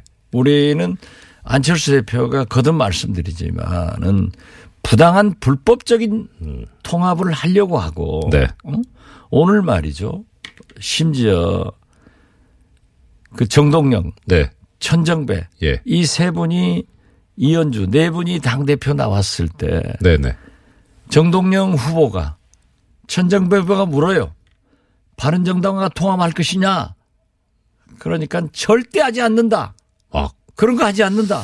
라는 동영상이 찾아내가지고 지금 카톡으로 돌리고 있더라고요. 그렇습니까? 저도 제 페이스북에 있는데 만약 여기가 지금 예. TV라고 하면은 교통방송은 TV 안 내줘야 돼. 너무 그러면 다른 방송이 죽어요. 아니 저 대표님 저 TV 있습니다. 정봉주 의원이 하는 저 품격 시대도 나가고 아니 있고요. 그 뭐 제대로 된 TV를 얘기하는 거예요. 왜냐하면 다른 방송이 죽어 전부 교통방송만 시청하기 때문에. 워낙 훌륭한 방송이죠. 그래 아무튼. 네. 그럼 제가 대통령 되면 해줄게요. 이거 갈등되네요. 아무튼 자, 예. 거기에 보면은 다 그게 나와요. 예. 제가 참 꼭 보여주고 싶은데 예. 들려드리고 싶은데요. 제가 바로 저 카톡 아이디 올리겠습니다. 저는 뭐 거기까지는 못해요. 사실이 아닌 이야기 주장을 하는 이런 것은 도저히 아무에게도 도움이 안 된다고 생각합니다. 편집해야 될 것 같은데요. 자, 그 해당 부분 바른정당과 예. 합당하지 않겠습니까? 예. 이렇게 질문합니다. 네. 합당 추진은 없는 겁니다. 아, 예. 저는 하지 않겠습니다. 보세요. 오늘 나오겠네요. 많이 나와요. 기사에. 예. 자, 대표님, 그리고 또 하나, 이 부분에서 이제 또, 제가 받은 질문 중에 하나가 이겁니다. 지금 정치 구단이라고 불리실 정도로 정말 이 정치계를 꿰뚫고 계시는데, 한편으로 보면, 안철수 대표 같은 경우에 합당을 했다, 탈당을 했다가 분당을 했다가 하는 그런 전과들이 꽤 있었는데, 이번에도 그런 일이 또 벌어질 것이다라는 것을 예견하시지 않았을까? 왜 모르셨을까? 예견하시고도 그러셨을 것 같지는 않은데. 그런데 당시에 어떤 판단으로 이 안철수 대표와 당을 같이 하실 생각을 하셨었는지 그런 질문을 하는 분들이 계시더라고요. 물어봐 달라고. 모르셨어요? 이런 일이 또 벌어질 거다. 원숭이도 나무에 떨어져요. 아니, 김어준 공장장 입국 금지 처분을 만들어낼 정도로 이 능력 있으신 분께서 스스로를 원숭이로 비유하시면 어떻게 합니까? 그렇잖아요. 예. 사람은 누구나 오판할 수 있고. 아, 네. 그렇지만은 누구를 속인 사람이 나빠요. 아. 속임을 당한 사람이 나빠요. 그렇지만 그렇죠. 같은 사항을 예. 2번 속임을 당하면 네. 속임 당한 사람이 바보고 잘못이에요. 지금 첫 번째 시다 대표님께서는 그런 제가 말씀이시죠? 꼭 그렇게 답변해야 우리 이정열 판사가 김어준 공장장한테 가면 많이 됐네. 아니요. 저희 이제 거기 답지 마세요. 스타일이 정확한 답변을 받아서 조서에 올려놔야 그래가지고 판결문 쓸 때 참고를 할 수 있겠다. 지금 사무장이 무슨 건방지. 그러면 지금 이제 어떻든 아까 투표는 진행이 되고 있고 오늘부터는 이제 떨어질 거라고 하셨는데 안철수 대표나 이 통합파 쪽에서는 고무적인 일이다. 생각보다 더 많이 나왔다라고 얘기를 하고 있습니다. 자기들은 그렇게 홍보 고무적인 것으로 보이고 네. 또 우리는 거부를 하고 있기 때문에 반대를 네. 하고 있기 때문에 예. 첫날은 그렇게 많은 거다. 예. 이렇게 얘기를 하죠. 아, 네. 그걸 감안해서 들으세요. 정치인 말은 네. 정치인은 말은 좀 감안할 필요가 있고 정치인은 유리한 것만 얘기하는 거예요. 우리가 판사예요. 우리 피고인은 예. 자기도 그러잖아요. 재판할 때. 피고인이 유리한 얘기만 해라. 네. 그리고 불리한 얘기는 진술 거부해도 된다 하고 네, 그렇습니다. 얘기하잖아요. 거기서는 그러더니 또 여기서는 그렇게 바뀌어. 대표님 사람이. 여기 피고인으로 계신 게 아니니까. 나 피고인이에요. 자, 그러면 지금 이제 통합 관련해가지고 계속 지금 이제 이번 주에 현안이 되고 있어서 통합으로 이제 결론이 나왔을 때 여러 가지 장애물이 있고 넘어야 될 산이 많습니다만 그럼 이제 대표님을 비롯한 이 통합 반대파 쪽에서는 어떤 생각과 계획을 가지고 계시는 겁니까? 이 시나리오라든가 로드맵은 어떠신지. 그러기 전에 한 가지만 얘기할게요. 정당이라는 것이 네. 국고보조, 네. 국민 세금으로 움직입니다. 그렇죠. 그런데 네. 전에 전라남도 지사 나왔다가 이제 실패한 사람이 저한테 그런 얘기를 하더라고요. 예. 문자 비용만 예. 20억 넘게 써가지고 도저히 선거를 못 하겠다. 그래요. 예. 그런데 지금 당비로 예. 박지원님, 이정열님 당원 네네. 이름을 넣어서 네. 투표를 하라고 이렇게 예. 독려를 하고 있고 네. 찬성하라고 독려하고 있단 말이에요. 네. 그런데 어떤 분이 오늘 아침에 보내왔는데 어제 11번을 받았대요. 그리고 폭탄이네요. 저희 사무국장도 10번 받고 예. 어떤 분은 6번 받았다는 사람이 제일 적어요. 네. 엄청나게 보낸 거예요. 그런데 기가 막히게 예. 박지원 예. 제 아내한테는 안 보내더라고요. 왜요? 저는 반대하는 걸 아니까. 이래서 과연 그것까지 지금 신경을 쓰고 하고 있다. 과연 그렇죠. 과연 국민이 준 이 국고보조 혈세로 네. 이러한 것을 사용 개인적으로 할 수 있는가 이걸 아마 법적 검토를 해야 되겠고 제가 당대표를 하면서는 매월 국민의 혈세이기 때문에 당 재정을 의원총회에 보고하고 네. 의원들의 질문을 받고 홈페이지에 공고를 했어요. 예, 당원들도 알아야 되고. 네. 예. 그런데 국민도 알아야죠. 네. 국민 돈이에요. 그렇죠. 예. 그런데 지금 이 안철수 대표가 당대표 돼서 제가 요구했어요. 우리가 당 개혁 차원에서 이걸 공고했는데 왜 안 하냐? 네. 그러니까 김관영 사무총장이 하겠습니다. 예. 이런 짓 해서 되겠어요? 아, 그래서 아직 내가 참 바로 직전 대표로서 돈 네. 쓰는 것까지 얘기하는 것은 좀 소인배 같지만은. 근데 저는 국민 돈이니까 중요하지 않습니까? 국민 돈이고. 네. 이건 말이죠. 제가 그 20억 들었다. 예. 하는 그 얘기를 상기시키면은 이거 어제만 하더라도 제가 생각할 땐 수억 들었을 거예요. 그러면 오늘 3일간 하면은 어떻게 네. 될 것인가. 예. 그래서 제가 이걸 문제 제기를 했기 때문에 김관영 사무총장은 네. 이동섭 선관위원장은 중단해라. 예. 하지 마라. 네. 하는 얘기를 듣고요. 그러면 이것이 당원 투표가 법적 요건을 갖춘 3분의 1이 투표해서 가결되면 어떻게 할 것이냐. 네. 전당대회만이 그렇죠. 통합을 법적으로 그렇죠. 해산을 선언할 수 있어요. 네. 아니 부장판사 출신이 법적으로 해야지 그럼 어떻게 해요? 그렇죠. 예. 그러니까 사무장밖에 못해. 그러니까 지금 그 안철수 대표 즉 통합파 쪽에서는 이런 법적인 요건을 피해가기 위해서 전당원 투표라는 걸 끌어들인 거 아니냐. 그것은 네. 거듭 말씀드리지만 안철수 신임 투표예요. 그렇기 때문에 우리가요. 네. 서울시장은 유권자 몇 명 이상이 투표해야 된다 하는 법이 없어요. 없죠. 네.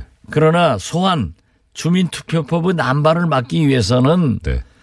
유권자 즉 국민의 3분의 1이 투표에 참가해서 과반수 찬성이 돼야 의결된다 해요. 네, 그렇죠. 그건 난발을 방지하기 위해서 하는 거예요. 예. 그런데 과연 우리 당은 당규에도 국민을 당원으로 바꿔놓은 것뿐이에요. 네. 그렇기 때문에 즉 전당원 투표제가 누구나 신청하면은 난발되기 때문에 억제를 시켜놓은 거란 말이에요. 네, 그렇죠. 그래서 이번에도 3분의 1이 돼야 된다. 오세훈 무상급식 예. 그때 나쁜 투표 해가지고 3분의 1은 안 되니까 개봉도 안 하고 덮었잖아요. 네. 이번도 저는 그렇게 된다라고 네. 하는데 안철수 측에서는 아니다. 예. 내 신임 투표 되니까. 박지원 당신도 19% 투표해서 대표됐고 내가 될 때는 24%. 그때는 또 경쟁자가 천정배, 정동영, 예. 이현주 세게 붙었으니까 투표가 더 한 거예요. 네. 그렇게 했을 때도 24%가 했기 때문에 그 필요 없다 3분의 1. 네. 그렇지만 그것은 당헌 당규. 우리 당헌 1호의 1호 당규. 예, 당원 규정 있죠. 당규. 예. 역시 예. 25조인가 막 그런 걸로 되게 법조인이라 다 공부해 가지고 오셨군. 야, 이렇게 자료는 항상 가지고 아, 잘했습니다. 네. 이런 말이 또 있습니다. 안철수 대표 같은 경우에 이제 2015년에 새정연 혁신안이 나왔을 때 당시 이제 문재인 대표의 새정연 혁신안을 놓고 반대를 하면서 어떤 형태의 여론조사든 당원 투표든 이런 거 다 반대한다 할 때 그 근거로 들었던 것이 혁신을 해야 되는데 이게 대표에 대한 신임 투표로 변질돼 버리니까 본질을 흐린다 이런 얘기를 했었거든요. 말씀하신 적이 있는데 지금 이 국민의당의 이 전당원 투표는 방금 대표님께서 말씀하신 대로 오히려 신임 투표로 가고 있거든요. 이게 좀 모순되지 않느냐 이런 지적을 하는 분들이 계시더라고요. 여기 대표님 생각은? 이게 안철수 대표야말로 진짜 참 착하고 좋으신 분이었는데. 네. 왜 또 과거형입니까? 정치를 하다 예. 보니까 저렇게 예. 오염이 빨리 되는 감수성이 예민한 사람인가 네. 하고 생각을 해요. 아. 그래서 차라리 저분은 의사보다는 네. 연예계로 나갔으면은 아주 잘했을 것 같아. 감수성이 예민해. 그런데 또 예. 어떻게 그렇게 거짓말을 잘하는지. 아까도 봤잖아요. 불과 4개월 전에 예. 절대 TV 예. 공개 토론에서 후보자들이 질문하니까 네. 통합 안 한다. 그리고 저한테 네. 제가 안철수 대표에게 얼마나 충성을 해 줬습니까. 저에게도 선배님 통합 통짜도 안 꺼냅니다. 네. 중진들, 전직 대표, 당원들, 우리 의원총회에서도 통합 통짜도 안 꺼낸다. 네. 그리고 연대나 한번 생각해보자 라고 했던 분이 유승민하고 만나서는 바꿨단 말이에요.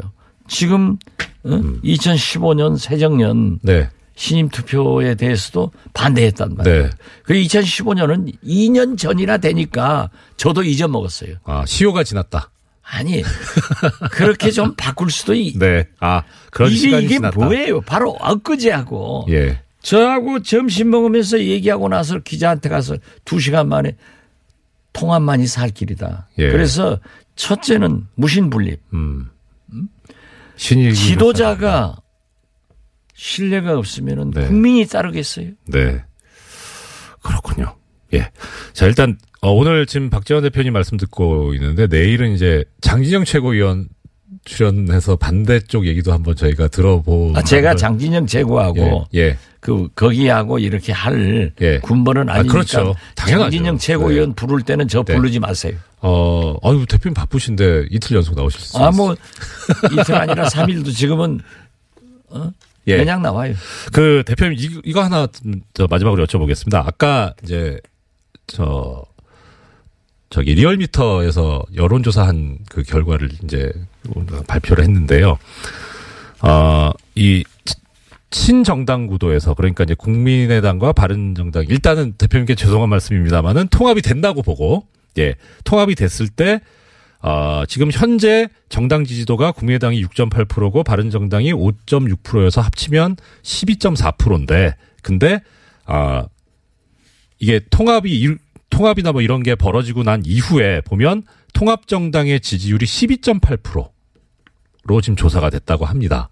그리고 이제 통합 반대 하시는 그 쪽에서 정당을 새로 만들었을 때는 3.5%로 조사가 됐다고 하고요. 근데 뭐 이 격차는 크게 중요하지 않다고 생각이 되고 저희가 관심이 가고 있는 거는 통합을 하면 시너지 효과가 나타날 거다라고 하는데 지금 0.4% 차이가 나거든요. 이 조사를 대표 입장에서 보실 때 이거 믿을만 한 건지 아니면은 이거는 뭐 좀 문제가 있다고 보시는지 어떠신지요? 저는 그 이하로 나옵니다. 어쩌시 이거 보십시오. 네. 동서화합. 네. 야권 통합은요. 예. 국민이 가장 바라는 일반론입니다. 예. 예. 그러나 혈액형이 다르고 정체성과 가치관이 다른 사람들끼리 정당이 통합해 놓으면은 네. 그걸 혼돈하고 있는 거예요. 예. 그렇기 때문에 12.8%나 나오지. 예. 안철수 대표가 주장하는 3등, 4등이 합치면 2등 된다 하는 예. 것은 또 정치에서 2등은요. 다 떨어져요. 2등 되는 거 봤어요? 원래 우리 선거구제가 2등이 용납이 안 되는 거잖아요. 2등, 4등까지 되는 기초위원은 몇 명 될 거예요. 예. 거긴데. 그러나 네. 17개 광역단체에서 싸그리 낙선하면은 국민의당이 신당이 통합당이 승리했다고 하겠어요? 그렇기 때문에 저는 12.8%는 네. 국민의 막연한 네. 동서화합 그리고 야권 통합을 해서 좀 정부 여당을 견제해라 네. 하는 희망사항이 포함되어 있고 우리 반대가 신당을 창당했을 때 우리 반대 세력을 3.5%로 하는 것은 네. 어째서 너희들은 또 분열했냐 그런 징벌적 요 사항이 여기에 포함됐기 때문에 저는 그렇게 됐다 네. 이렇게 보지 그러나 이 흐름이 네네. 중요한 거예요. 예. 그래서 분열하지 말고 분열의 안철수. 네. 당신 그 초심으로 그 새 정치로 돌아와 주세요. 하고 노래 한번 부르고 싶습니다. 예, 여론조사 결과에 대해서도 이렇게 탁월하게 분석을 해주신 우리 국민의당 박지원 전 대표님 모시고 말씀 들어봤습니다. 오늘 말씀. 그런데요. 예. 내일 장진영 최고위원이 나온다고 하니까 한 말씀 하는데 네. 우리 당원들이 여러 사람 있어요. 예. 그런데 어떤 전에 지난 총선 때 우리 국민의당으로 출마를 했대요. 서울에서. 네네. 그래가지고 낙선하고 지역위원장 아닌데 네. 이 양반이 SNS에다가 예. 배낭에다가 강목 몇십 개씩 넣어가지고 때려 부시자. 이건 흔히 그런 거 있는 거예요. 이걸 갖다가 최고위원이라는 작자가 침소봉대에서 막 퍼날려가지고 네. 또 언론에서도 이거 강목대에 나오는 것 아니냐 하지만은 그것은 상고시대 얘기야. 네. 지금 그런 거 없습니다. 그 그런 거 부분도 내일 묻지 한번 마세요. 예. 묻지 말까요? 한번 해보려고. 그거 물으면은 네. 또 전 부르세요. 알겠습니다. 지금까지 국민의당 박지원 전 대표님 모시고 말씀 들어봤습니다. 감사합니다. 훨씬 잘합니다. 고맙습니다. 김어준 아웃. 예, 입국 금지 조치 부탁드립니다. 하겠습니다. 네. 감사합니다.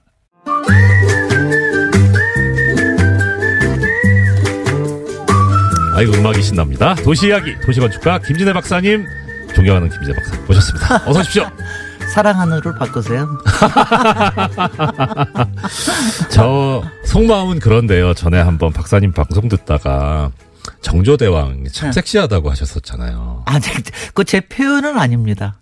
제 그러세요? 표현은 아닌데 하여튼 네. 그런 의미였죠. 예. 하여튼 여러 가지 의미에서 굉장히 흥미로운. 예, 근데 그 소리를 질투심 느꼈었거든요. 아니 여자들도 좋아하지만 네. 남자들이 그렇게 좋아하더라고 그 얘기를. 그러면서 그럼요. 그래서 정조가 꿈에 나온다니 막 이러면서 막 이러면서 예. 근데 우리 여자들이 굉장히 로맨스를 많이 갖고 있으니까 네. 아마 이정열 판사님도 누구의 꿈에 나오실 거예요 아마.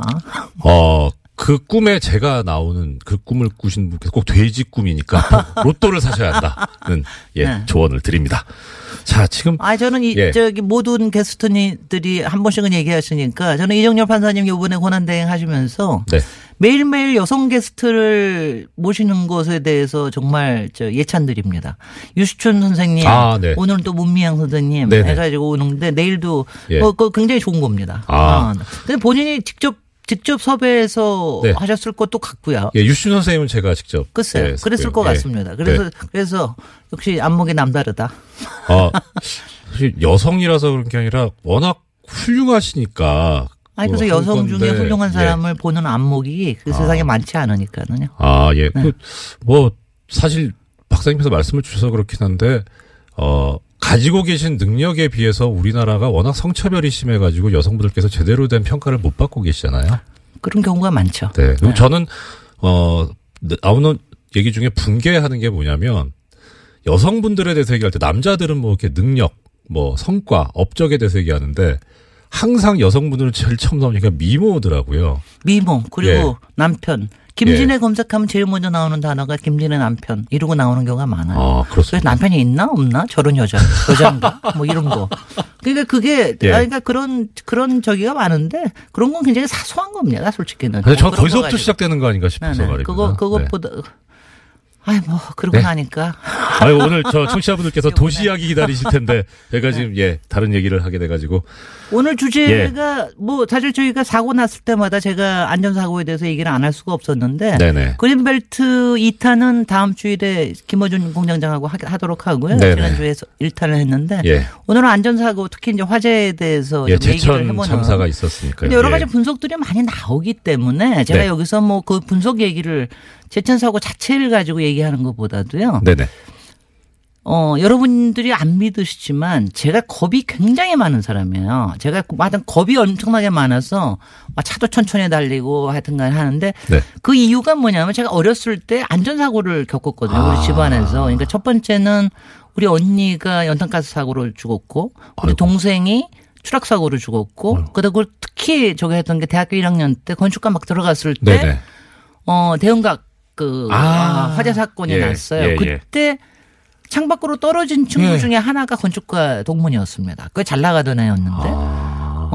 요새 뭐 저기도 지난번에 뉴스룸에서도 얘기하던데 민병 모을 거예요 아마. 그래서 그때 그 충격 때문인지 아니면 제가 워낙 안전사고에 저기 때문인지 하여튼 굉장히 겁이 많아요. 근데 제가 겁이 많다는 게 하여튼 우리 사회가 요번 제천 사고를 보면은 정말 안전 불감증 때문에 나온 게 많거든요. 네네. 근데 정말 겁이 없다 너무. 그래서 그러니까 겁을 먹는 방법. 겁을 먹는 방법이 네. 사실은 그걸 갖다가 이제 대비하는 방법. 예, 소심하자는 게 아니라. 네네. 예. 그래서 이제 몇 가지로 우리 이제 일반 사람들 입장에서 네네. 그리고 실제 불이 나기 전에 우리가 방비해야 될 게 뭔가. 예. 불이 났을 때는 어떻게 해야 되느냐. 그다음에 국회에서 해야 될 일은 뭐냐. 정부에서 네. 해야 될 딱 세 가지씩 이렇게 짧지만 이제 세 가지씩 이렇게 얘기를 드리면. 네네. 첫 번째 불이 나기 전에 우리가 해야 될 일은 뭐냐. 요새 보니까 막 목욕하기도 무서워 죽겠어요. 막 작가도 그러더라고요. 목욕탕에도 가기 싫고 네, 막 그렇다고 그러더라고요. 네. 근데 제가 농담 삼아서 얘기하면 제가 4층에 사는데 바로 옥상 밑에 살아요. 우리 집 옥상에는 밧줄이 있어요. 밧줄이 제가 불이 나면은 제가 얼마나 겁이 많은 사람인지 알겠죠. 벽에다가 앵커 박아놨고 앵커에다가 이제 필요하면은 줄을 묶으려고 그리고 이제 필요해서 이만한 동아줄 배에서 쓰는 동아줄이 그 옥상에 한 구탱에 있어요. 그래서 그럴 정도로 제가 이제 겁이 많거든요. 그러니까 겁의 문제는 아니죠. 아니 근데 그러니까 대비하는 거죠. 그건 밧줄 같은 그런 게 자기한테 필요합니다.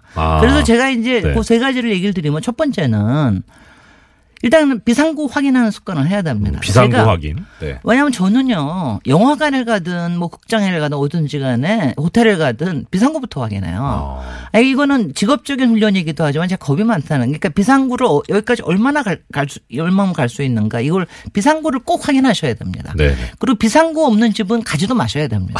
요번에 제일 큰 문제가 비상구가 그렇죠. 잠겨 있었다는 거 아니에요? 비상구. 그 목욕용품을 막혀 있었고. 그럼요. 그러니까 그건 말이 안 되는 거거든요. 네. 그러니까 그리고 그거를 비상구를 일부러 거기다 바람이 들어오니까 좀 막아달라 이런 거를 이제 소비자가 요구도 하셨다고 그러는데 그런 거 잊을 수가 없는 일이에요. 예. 그래서 비상구 확인하시는 습관 꼭 하셔야 되고요. 네.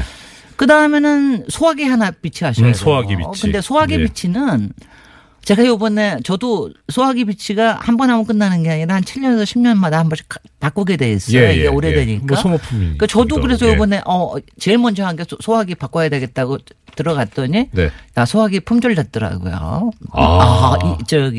전자 쇼핑몰에서. 네네. 그래서 많이들 소화기를 사시는 모양이다. 가정용이 많이 됐더라고요. 예, 그래서 이게 다행이네요. 네. 그래서 이거 소화기 하나는 꼭 비치해 놓으셔야 되고요. 예. 그래서 그거는 눈에 잘 띄는 데다 해놔야 됩니다. 요새는 디자인도. 예. 그러니까 어디든 업소에든 가면은 다 있긴 여기도 있다. 저 구석에 있네요. 네. 저 구석에 3.3kg짜리 있네요. 근데 그거 잘 쓰지도 못하고 그러는데 눈에 잘 띄는 데다가 놔야 됩니다. 예, 눈에 잘 띄고 언제든지 뭐 사고가 발생했을 때 사용 가능할 수 있도록 손이 또 그리고 저 소화기가 아주 또 유용한 게 좀 무겁기도 하기 때문에 왜 요번에 통유리 못 깨가지고 난리쳤잖아요. 근데 그것도 저 모퉁이로 깨면 그럼 깨지거든요. 저게 꽤 무겁기 때문에 하여튼 여태까지 지하철 사고 뭐 이런 것 때문에 이제 망치 쓰는 법이라든가 많이들 알았는데 이제는 저기에 대해서도 그러니까 일반 시민들이 그걸 다 갖고 있어야 돼요. 그래서 그렇고. 저 소화기를 노래방 가서 마이크로만 대용으로만 사용해 봤었는데. 그거 위험하네요. 사진 좀 올려주세요. 잘못하다가 그거 밸브를 뽑으시면 확 하고 나갈 수가 있으니까. 그래서 분사되는 곳을 마이크처럼 쓰니까 얼굴에 분사될 수 있는 위험하겠네요. 근데 그 소화기가요. 가끔씩은 흔들어줘야 돼요. 그 안에 이게 분말로 되어 있기 때문에. 그러니까 그 용도는 좋았겠네요. 흔들어 주시는 거를. 그다음에 세 번째는 이게 좋았는데 바깥으로 나갈 수 있는 데를 어느 한 군데는 꼭 마련하셔야 됩니다. 제가 이 얘기를 왜 하냐면은요. 바깥이라는 게 요새 왜 아파트에 발코니들 다 막잖아요. 제가 이것 때문에 저는 솔직히 항상 속을 끓입니다. 저거 제가 원해서 더군다나 이게 2년 전부터인가는 불법이 아니게 됐어요. 그러니까 다 안으로 하는데 이게 굉장히 문제거든요. 그러니까 바깥이 있으면 발코니 조그만 거 하나라도 있으면 사람들이 그쪽에 대피할 수도 있고 필요하면 거기 가서 사다리 타고 내려갈 수도 있고 이 바깥이 그리고 불길도 잘 안 올라붙습니다. 그래서 제가 아파트에 계시는 분들은 제가 옥상으로 뛰어나가는 걸 고민하듯이 네네. 그러니까 이게 요새는 이제 좀 크니까 몇 개가 방 앞에 발코니들이 여러 개가 예, 있잖아요. 예, 그 중에 하나는 제발 좀 막지 마시라. 하나 정도는 그걸로 나가서 피할 수 있게. 그렇구나. 이게 좀 다른 말씀인데 요새는 이제 공동주택이 많이 금연 건물화 돼가지고. 네. 근데 그 원래 안방 앞에 발코니나 이 베란다가 흡연자들한테는 흡연실. 근데 그거는 흡연하는 거는요. 흡연이라는 게 바로 연기가 바로 위로 예. 올라가기 때문에 그게 이렇게 썩 바람직한 건 아니에요. 근데 네.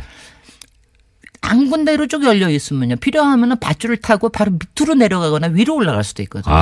그러니까 그러니까 그런 소통이 된다는 게 굉장히 중요한 거예요. 아래 윗집이나 옆집하고도 그런 거에 대해서 그런 거를 좀 얘기해 놓으면 굉장히 좋아요. 네. 그러니까 예전에는 발코니가 있어서 그런 걱정이 훨씬 덜했습니다. 그래서 요거 세 가지, 그러니까 굉장히 많습니다. 예. 예방에 대해서 굉장히 여러 가지가 많은데, 네. 요 세 가지. 예. 비상구 확인, 예. 소화기 비치, 네. 그다음에 바깥 외부에 들어가는 공간을 하나 예. 꼭 마련해 마련해라. 봅시다. 요거 네. 세 가지. 이거는 사실 박사님께서 겁이 많다라고 하셔서 뭐 그렇게 전제를 하셨지만 겁의 문제가 아니고 지금 9992님도 말씀 주셨어요. 말씀하신 모든 게 이게 다 상식이다. 네, 상식인데 습관이 돼야 돼요. 네. 습관이 되는 게 굉장히 습관. 중요합니다. 상식과 습관이 되는 습관. 게 너무 네. 중요합니다. 예. 그 말씀 죄송한데요. 이동규님께서 이런 문자 주셨습니다. 뉴스공장에 여자 게스트가 안 나오는 건 성차별 때문이 아니다. 공장장과 같은 스튜디오에 있는 게 여자로서 쉬운 일이냐. 이런 말씀 주셨습니다. 어떻게 생각하세요? 그래서 별로 남자로 안 보이던데? 큰일 났다. 털보로만 보이던데? 네. 자, 그럼 이제 지금 이런 어떤 세 가지, 우리 해야 될, 말씀 주셨는데, 이제 이건 우리가 일반적으로 가지고 상식으로 가져야 되는 그런 문제고. 그 다음에 이제 실제로 불이 났을 때 어떻게 네, 해야 그렇습니다. 되느냐. 예. 요번에 나타난 거. 왜냐하면 요번에가 제가 정말 화가 나는 게. 네. 요새 시설들이요. 요번에 보십시오. 스프링클러 다 있지 않았습니까? 네네네. 비상구도 다 있었잖아요. 예. 소방벨도 있었잖아요. 네. 다 있었는데 작동을 안 한 거 아닙니까? 말이 안 되는 거 아니에요. 스프링클러는 한 것 같기도 한 보도가 있긴 했는데 제대로 안 터졌죠. 예. 아니, 그 356개가 다 있었는데 네. 밑에 급수전을 막아놨다는 거예요. 왜냐하면 누수가 있기 때문에. 그러니까 이런 게 아무 소용이 없다는 건데 네. 일단은 일단 불이 났을 때는 맨 처음에 하는 거 일단 도망가는 거예요. 처음에는 어떻게 불하고 맞서 싸우겠습니까? 아니요. 처음에는 이제 도망가야죠. 저 소화기가 네. 기껏해서 나오면은 15초 나옵니다. 10초에서 15초밖에 안 나옵니다. 저게 하는 게 아니에요. 예. 그러니까 10초에서 15초면 나 그때 불이 안 꺼지면 도망가야 됩니다. 도망가는데 네. 아니 왜냐하면 이게 도망간다는 걸 사람들이 왜냐하면 생각을 잘 못해요. 내가 이거 뭐 별 문제가 없겠지 뭐 이런 생각을 하시는데 도망가야 됩니다. 네. 그리고 도망을 이제 어디로 가느냐 저게 하는데 하나는 처음에 도망가실 때 이번에도 제가 불에 타 죽는 경우가 많지 않은 건 아시죠? 그렇죠. 예. 먼저 유독가스를 맞고 질식해서 정신이 혼미한 상태에서 타 죽는 거거든요. 네. 그러니까 도망가실 때 하는 게 물수건. 예. 물수건하고 네. 물수건 그러니까 수건이 아니라도 어떤 옷도 상관없어요. 네. 하면 물수건을 입에다 대고 나가는 게 있어야 됩니다. 네. 이번에도 스프링클러가 터졌으면 그게 이제 굉장히 연기가 가라앉았을 거예요. 근데 나갈 때는 여 같은 게 특히 애들은 그리고 온몸에다 물 뿌리면 더 좋습니다. 야, 말씀 더 들어야 되는데 한 해 동안 고생을 많이 아니요. 네. 요거 하고 하실 겁니다. 어차피 보수 정권이 잡았으니까 보수적인 견지를 유지해야 되니 보수적이지 않은 사람들 연예인들에 대해서 지원을 하지 않을 수도 있는 거 아니냐 이런 황당한 얘기를 하거든요. 그리고 그다음에 조윤선 전 장관 같은 경우에는 그 당시 판결에서 보면 판결에 나오는 그런 이유에 따라서 봤을 때 구조가 뭐였냐면 이분은 아무것도 모르는 분이었잖아요. 허수아비였잖아요. 그러니까 그걸 그대로 지금 1심 판결이 그렇게 나와 있고 아직 그 판결이 뒤집어지기 전인 이상 영장전담 재판부에서 볼 때는 이분은 허수아비인데 돈을 받았어요. 그러면 이걸 뇌물이라고 볼 수 있겠느냐. 이 돈을 받은 게 옳다, 잘한 거다 이런 차원을 떠나서 과연 이게 뇌물로 볼 수 있는 범죄냐 하는 데 대해서 인정하기가 그렇게 쉽진 않았을 겁니다. 근데 우리 애청자분들께서도 잘 알고 계시겠지만 지금 서울중앙지방법원의 영장전담 판사들이 너무 황당한 결정들을 많이 해왔잖아요. 근데 저는 이거는 그냥 죄송합니다. 수긍이 가는 뭐 그럴 수도 있겠다라는 그런 결정인데도 불구하고 큰 믿음이 안 가는 게 전과들이 너무 많아서 그래서 다른 생각으로 한 게 아닐까. 그러니까 해설을 해드리긴 해드립니다만 사실 좀 의구심이 있기는 있습니다. 그래서 총체적으로 보면 이 결정에 가장 큰 문제점을 제공한 데는 종전 1심 재판부입니다. 그 판결이 지금 여기에 영향을 상당히 미쳤었고 그래서 지금 검찰에서 재청구 얘기도 나오고 있는데 오히려 이 항소심 판결이 나오는 거를 지켜보고 하는 게 어떨까 싶은 생각도 듭니다. 거기서 만약에 1심 판결이 뒤집어진다면 뭐 그거 할 수도 있죠. 거기서 다시 법정 구속이 될 수도 있고 하니까 여기에 그렇게 좀 더 집중하는 게 과연 필요한지 약간 의문이 들고요. 또 하나는 검찰의 수사 계획이 뭐였는지는 저로선 정확히는 알 수는 없는데 사실 정무수석이 돈을 받았고 이게 뇌물이라면 비서실장, 그다음 대통령 여기까지도 당연히 연결이 돼야 되는데 이걸 향후에 수사하려고 한 건지 아니면은 거기는 뭐 혐의점이 발견이 안 돼서 지금 조윤선 전 장관까지만 얘기를 한 건지 그거는 잘 모르겠어요. 그런데 이 돈을 주게 된 이유와 관련해서 돈을 금품을 제공한 그 쪽에 이야기가 있었다고요. 네, 죄송합니다. 어제 채널A 쪽에서요, 조윤선 전 장관의 방어 논리에 대해서 좀 보도를 한 바가 있습니다. 그 내용들을 보면요, 이병기 전 국정원장과 조윤선 전 수석의 친분 때문이다라는 건데요. 이를 지시한 이병기 전 국정원장은 개인적 친분 때문에 돈 줬다라고 진술했다고 합니다. 그래서 월 500만 원 정도는 큰 돈이 아니다라고 여겼다라는 이야기도 했다고 하는데요. 그래서 국고손실죄로 위반이라면 합당한 처벌을 받겠지만 뇌물은 아니다라고 주장하고 있는 겁니다.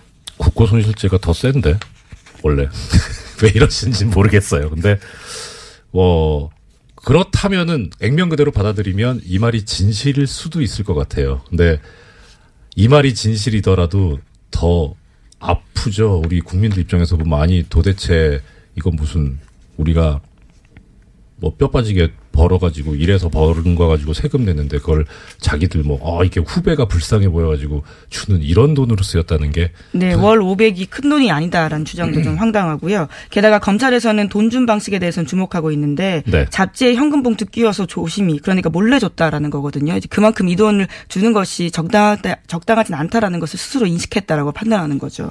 농담할 분위기는 아닙니다만 이 잡지가 시사인이라면 좀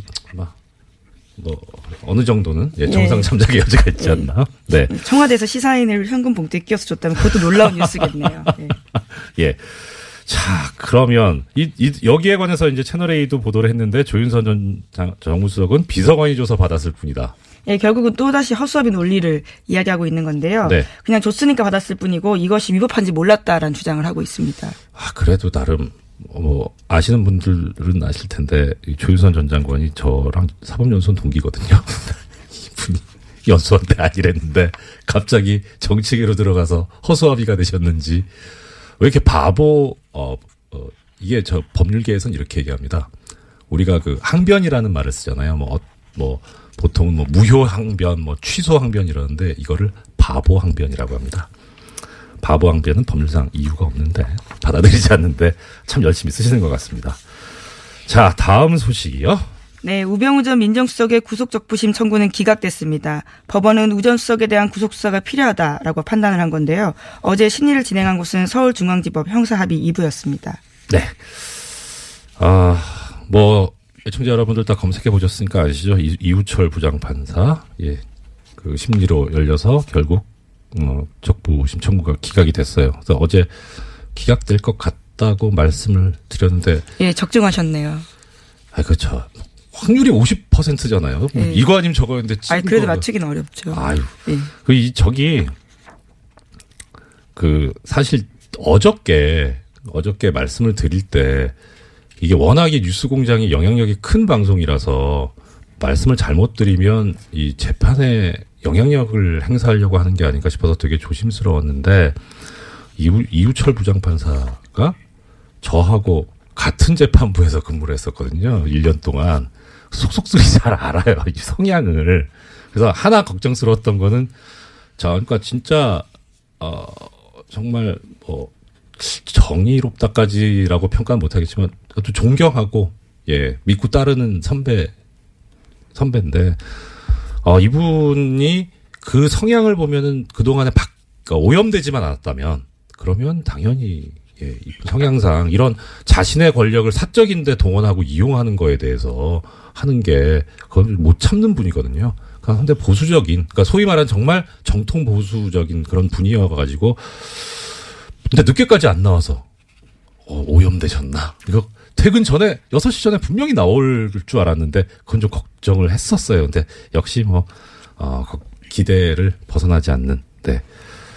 근데 또 한편으로 이제 이건 어떤 개인적인 거 말고 구조적인 걸 말씀드리자면 이게 원래 구속적 부심의 본래 모습이에요. 지금 영장을 발부했던 권순호 부장판사가 사법연수원 26기거든요. 그 다음에 이우철 부장판사가 사법연수원 25기입니다. 그러니까 물론 그렇게 선배라고 치면 선배일 수는 있는데 이렇게 같은 급의 지방법원 부장판사들이 한 결정에 대해서는 서로 존중을 하고 그래서 영장 발부 이후에 나온 사정만 가지고 이게 석방할 어떤 이유가 합당하냐 아니냐 그렇게 심사해 왔는데 이걸 무너뜨린 게 예전에 김관진 전 장관 때 신광열 부장판사였죠. 그러니까 그때 다들 이거 이러다가 어떻게 하려고 그렇게 하나는 그런 비판이 나왔던 거고요. 네, 그 관련해서 뉴스가 어제 또 나왔습니다. 그러니까 김관진 전 국방장관 같은 경우에는 군 사이버사령부가 댓글을 통해서 선거에 개입한 혐의로 구속된 바가 있는데요. 네. 범죄 성립 여부가 불투명하다라는 이유로 적부심에서 풀려났습니다. 그런데 어제 국방부가 비밀예자 문서를 보면요. 김 전 장관에게 불리한 내용들이 들어있습니다. 총선을 앞두고 당시 여당을 지원하려고 한 뚜렷한 정황이 있다라는 건데요. 그렇기 때문에 이 적부심이 적절했나라는 논란이 일고 있습니다. 네. 이 부분에서 제가 하나만 더 말씀을 드리자면 여기는 또 법규가 애매모호하게 돼 있어요. 그러니까 그때 시간이 모자라서 말씀 못 드렸는데 김관진 전 장관 같은 경우에 가장 이제 받았던 혐의 중에 가장 중한 부분이 군형법 위반이었거든요. 정치에 관여하면 안 된다. 군인은. 근데 이분은 군인이 아니잖아요. 현재는 민간인이죠. 예, 민간인이죠. 그러니까 원래 군형법 적용 대상이 아닌데 그런데 그럼 왜 군형법을 적용을 하느냐? 군인과 함께 범죄를 저질렀기 때문에 그래서 군형법을 적용을 해가지고 구속영장을 청구를 해서 그게 발부가 됐는데 문제는 그거예요.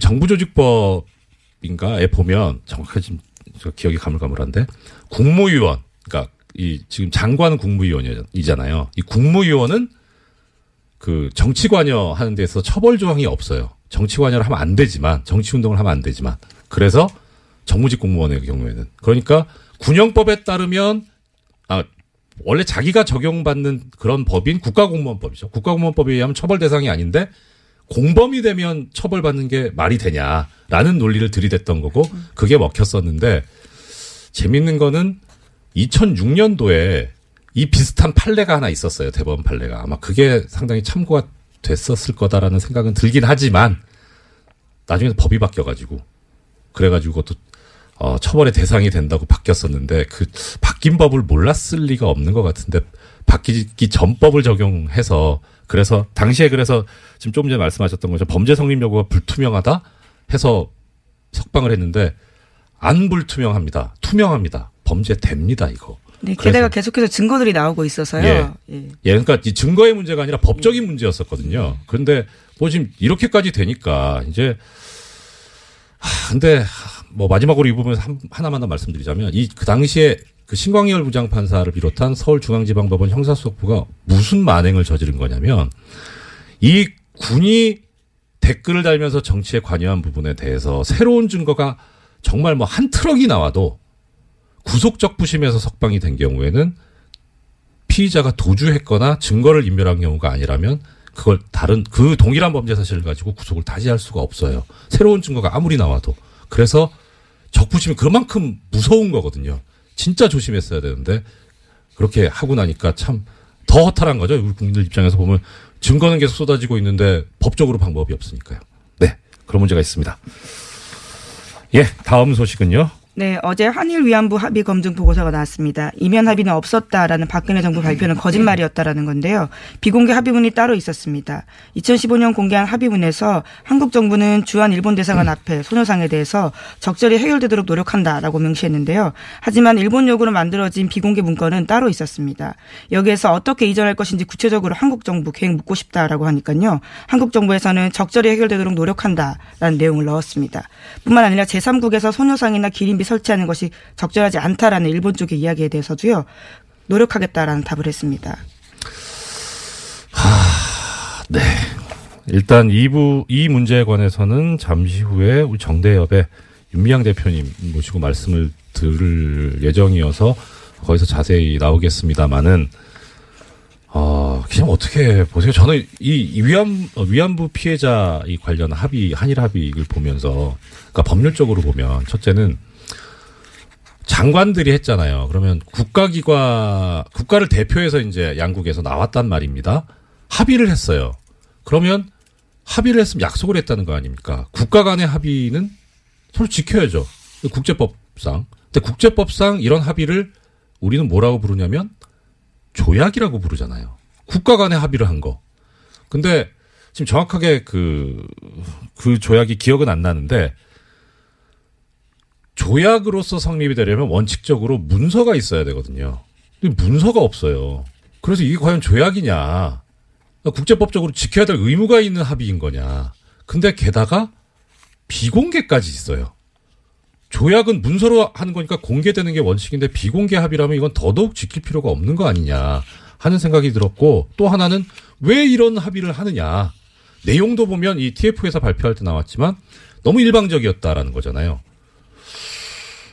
왜 이렇게 굴욕적으로 일방적으로 퍼줬나 일본에. 예. 그러면 뭔가 다른 걸 얻은 거 아니냐 하는 그런 의심이 들어요. 뭘 얻었을까? 이것도 한번 밝혀서 조사해서 밝혀봐 주셨으면 좋겠고요. 총체적으로 저는 이런 생각이 듭니다. 이거 역적질입니다. 대한민국은 민주공화국인데 대한민국의 국민인 위안부 피해자 할머니들의 의사를 전혀 고려하지 않고 그분들의 인권에 반해서 나라를 팔아먹은 것과 같지 않냐. 저는 그렇게 생각합니다. 네, 어제 나온 내용들을 보면요. 박근혜 전 대통령이 연내 타결을 압박하면서 결과적으로 우리 정부가 끌려다니는 모습들을 만들게 됐다라는 겁니다. 네. 그 관련해서 그런 얘기가 있던데요. 이거 외교 관계상 하면 안 되지 않냐. 공개를. 네, 안녕하세요. 김어준입니다. 이정열 공장장 대행. 네. 사무장에서 출세했습니다. 잘하고 있나 저는 안 궁금합니다. 못해! 전혀 못해! 무슨 꿀보이스 깔끔하다 이런 말도 있는데 들어보니까 전혀 걱정이 안 됩니다. 예. 제가 어디 갔냐 궁금해하신 분들 궁금해하지 마시고요. 저는 잘했습니다. 새해 뵙겠습니다.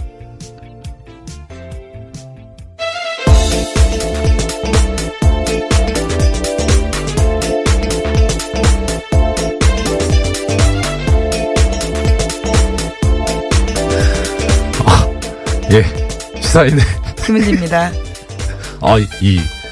이게 내막을 좀 말씀을 드리자면 어젯밤에 오프닝을 제가 작성을 하는데 오프닝을 쓰지 마라. 그래서 겁이 덜컥 난 거예요. 하도 오프닝 때 사고를 치니까 못하게 하는구나. 야, 언론 자유 탄압하는 뉴스공장 각성하라 이걸 준비했는데 따로 준비를 하셨다 그래서 이거였군요. 예. 지금 공장장의 네. 목소리를 따라한 네. 분이신 거죠? 저 잘 모르겠습니다.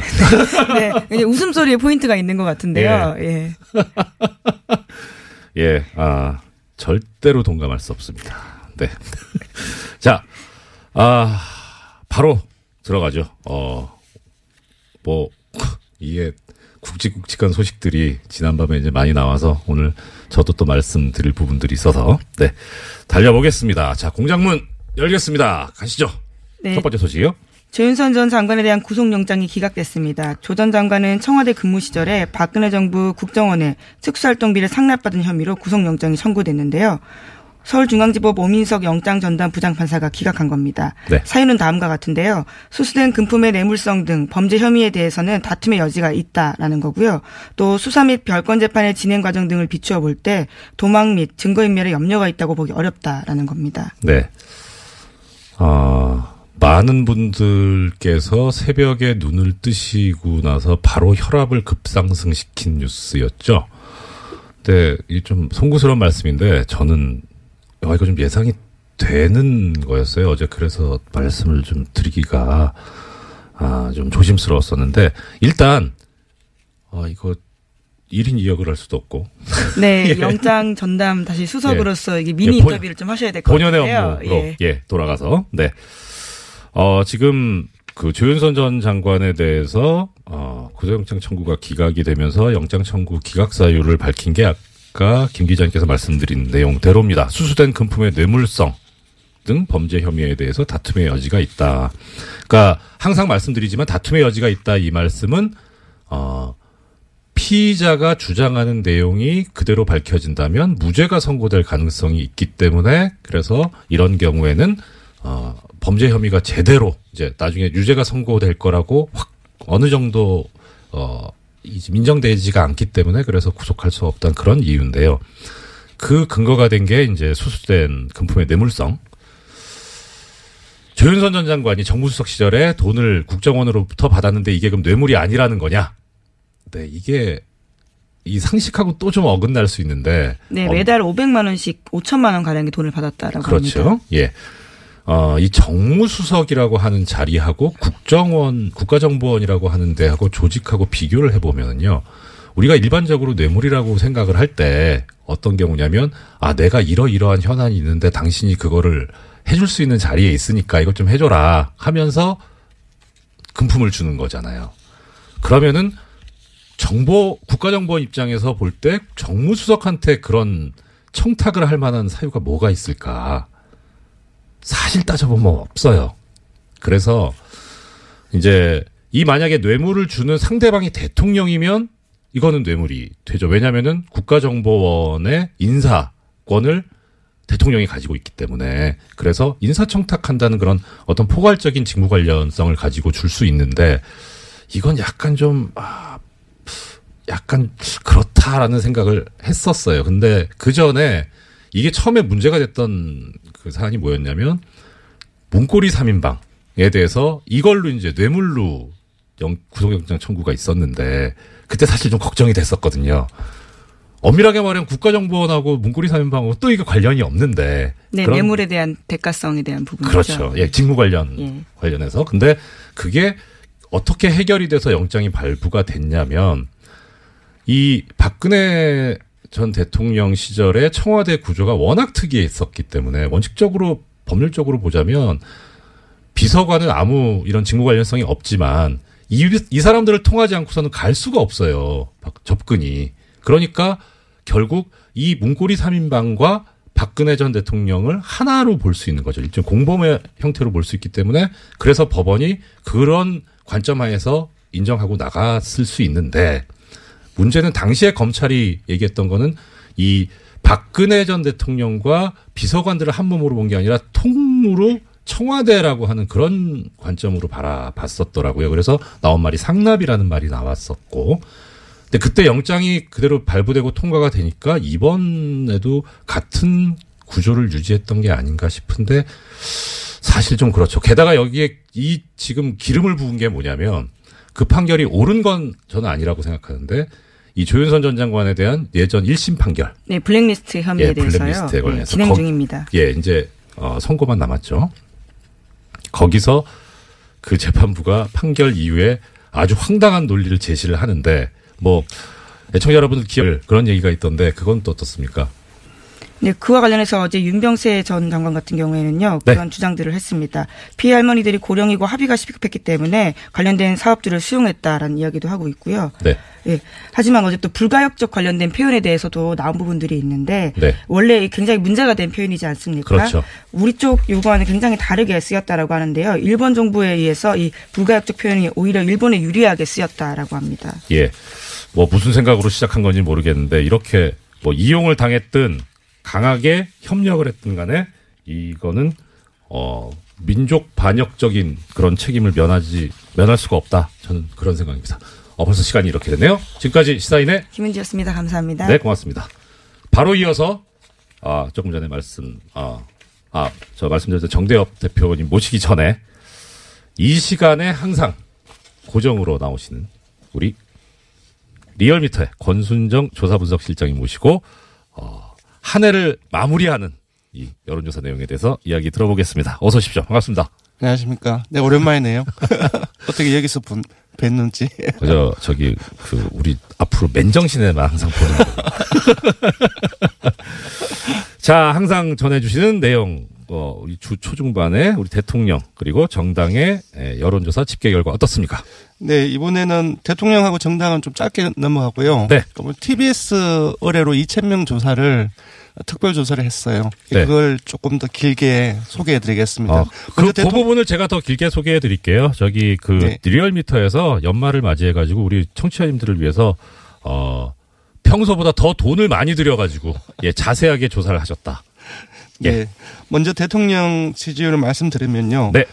지난주 주간 집계 대비 2.2%포인트 하락해서 네. 67.7%입니다. 부정평가는 0.6%포인트 상승해서 25.7%입니다. 네. 지난주 금요일 날 일간이 71.7%였는데요. 우리 성탄 연휴로 해서 월요일까지 쉬었잖아요. 그래서 그렇죠. 26일 날 첫 조사했는데 26일 날 70.3%로 빠졌습니다. 네. 그리고 어제 27일 수요일에 67.7%로 다시 빠졌습니다. 네네. 무슨 일이 있었는지 좀 봤더니 제천에 직접 방문을 하시지 않았습니까? 예. 그 이후로 조금 많이 올랐어요. 네. 근데 며칠 지나는 동안에 언론이라든지 야권에서 제천 화재 참사에 대해서 정부 책임론을 상당히 길게 들고 나왔습니다. 이런 부분들이 있었고요. 그리고 극우 인터넷 매체에 청와대 직원 탄저균 백신 접종 보도 있었고 네. 또 여기에 꼬리를 물고 일부 보수 언론에서 북한의 탄저균 공격 가능성 이런 보도까지 많이 양산되었었습니다. 네. 이것이 26일까지 있었는데요. 이것과 함께 임종석 실장 중동 특사 공세도 상당히 길게 지금 아직까지 진행되고 있고요. 네. 이런 다양한 어떤 요인들이 영향을 미친 것으로 보입니다. 지금 실장님 말씀해 주신 그런데 이 다양한 요인들을 보면 네. 다 가짜 뉴스 아닙니까 이거 다? 가짜 뉴스로 인해서 물론 그거야 판단은 이제 이 여론조사에 응하시는 또 국민 여러분들께서 하시겠습니다만은 가짜 뉴스로 인해서 이런 그것이 영향력을 미쳤다는 맞습니다. 것이 좀 언론이 얼마나 중요한 존재고 중요한 역할을 해야 되는지 사실 청와대 직원 500명에게 네. 탄저균 백신 접종을 시켰다 이런 부분들은 사실상 믿기 상당히 힘든 뉴스가 아니겠습니까? 네, 내부에서도 부정을 했고요. 제가 봤을 때는 이런 부분들은 아마 믿는 사람들은 거의 없을 것 같아요. 네. 그것보다 그 이후에 일부 보수 언론에서 나왔던 탄저균을 매개로 해서 북한의 공격 가능성이라든지 네. 다양한 어떤 반개 언론 보도가 더 큰 문제가 아닌가 싶습니다. 예. 네. 근데 또 그 보도를 한 매체들을 보면 북한은 사실 못하는 게 없잖아요. 그렇죠. 예, 바닷속에서 어뢰를 타고 가서 저 천안함에 부딪히길 하질 않나. 네네. 농협의 전산망에 침투해가지고 거래 내역을 막 만들었다 지웠다 하잖아. 사실 그거 어떻게 막습니까? 대책이 뭔지 그 보도를 하는 보수 매체에서 좀 답을 줬으면 좋겠어요. 이게 여론조사 관련 얘기니까. 전반적으로 지난주 해서 네. 언론하고 야당의 공세가 상당히 강화가 되고 있는 것은 분명한 사실인 것 같습니다. 네. 한 가지 짚고 넘어가야 될 것은 제천 화재 참사 현장 대통령께서 방문 후에 충청권에서 상당폭 결집을 했습니다. 네. 75.5%에서 80%까지 상승을 했었는데요. 예. 충청권에서 80%를 넘는 것은 잘 보기 힘든 지지율입니다. 예, 이게 네. 좀 조심해서 말씀드려야 되는데 일단 분석 차원에서 말씀드리자면 네. 이 대통령이 직접 현장을 이제 방문해서 했던 이야기. 네. 이런 상황에서는 대통령이 할 일은 욕이라도 먹어야 되는 거다 유가적으로. 네, 그런 말씀을 하셨죠. 얘기가 네. 좀 인간적으로는 상당히 좀 와닿았던 그런 이야기였었던 것 같고 그래서 그러지 않았을까. 네, 안전 문제를 대통령이 직접 네. 책임질 수 없지 않습니까? 예. 관료 공무원들은 매개가 있고 또 그런 인적인 요인뿐만 아니라 시설이라든지 네. 장비라든지 그런 요인이 있는데 그런 부분들 대통령이 한순간에 1년도 안 되지 않았습니까? 다 책임질 수 없기 때문에 네. 아마 대통령께서 그런 말씀을 하시지 않았나 싶습니다. 예. 그리고 더 나가서 좀 이제 화가 났던 거는 아니 이렇게 지금 실장님 말씀하신 대로 장비라든가 인력이라든가 이런 문제가 있는데 여기에 관해서 그럼 빨리 확충을 하고 네. 국가에서 지원을 해줘야 되는데 이걸 예산을 깎아버리니 예산을 깎아놓고 실제 가가지고는 소방관들의 처우 개선과 이 안전 화재 예방에 관한 법과 제도를 정비하겠다 이런 얘기를 하는 분들을 보면서 저분들은 어떻게 저렇게 얘기할 수 있을까? 그렇죠. 또 이 사안을 가지고서 또 공세로 역으로 또 들고 나오는 그런 부분들이 있기 때문에 네. 사실상 뭐가 뭔지 모르겠어요. 저도. 예, 뭐 하여튼 일단. 언론이 설령 가짜 뉴스를 전한다고 하더라도 우리 국민 여러분들께서 정확하게 좀 파악을 하시고 판단을 해주셨으면 좋겠고 또 여기에 진실을 알고 계시는 분들이 쉬지 마시고 여러 군데 전파를 할 수 있도록 그렇게 해주셨으면 하는 그런 생각입니다. 정당 부분 어떻습니까? 예, 정당 짧게 넘어가겠습니다. 네. 민주당도 하락했습니다. 1.2%포인트 하락해서 50.8%이고요. 한국당 역시 소폭 하락했습니다. 0.2%포인트 하락해서 네. 17.6%이고요. 바른정당이 안 대표 척하고 통합 행보를 계속 이어가고 있는데요. 0.7% 발음 잘하세요. 0.7%포인트 상승해서 6.4%입니다. 네. 정의당이 2주째 오름세를 보이고 있습니다. 0.6%포인트 상승해서 5.8%이고요. 국민의당은 여전히 3주째 약세를 보이고 있습니다. 0.1%포인트 하락해서 4.8%입니다. 예, 그리고 이번에 심혈을 기울여서 하신 현안조사. 네, 그 이전에 조사 기회를 알려드려야 되는데. 이거 하면 끝나잖아요.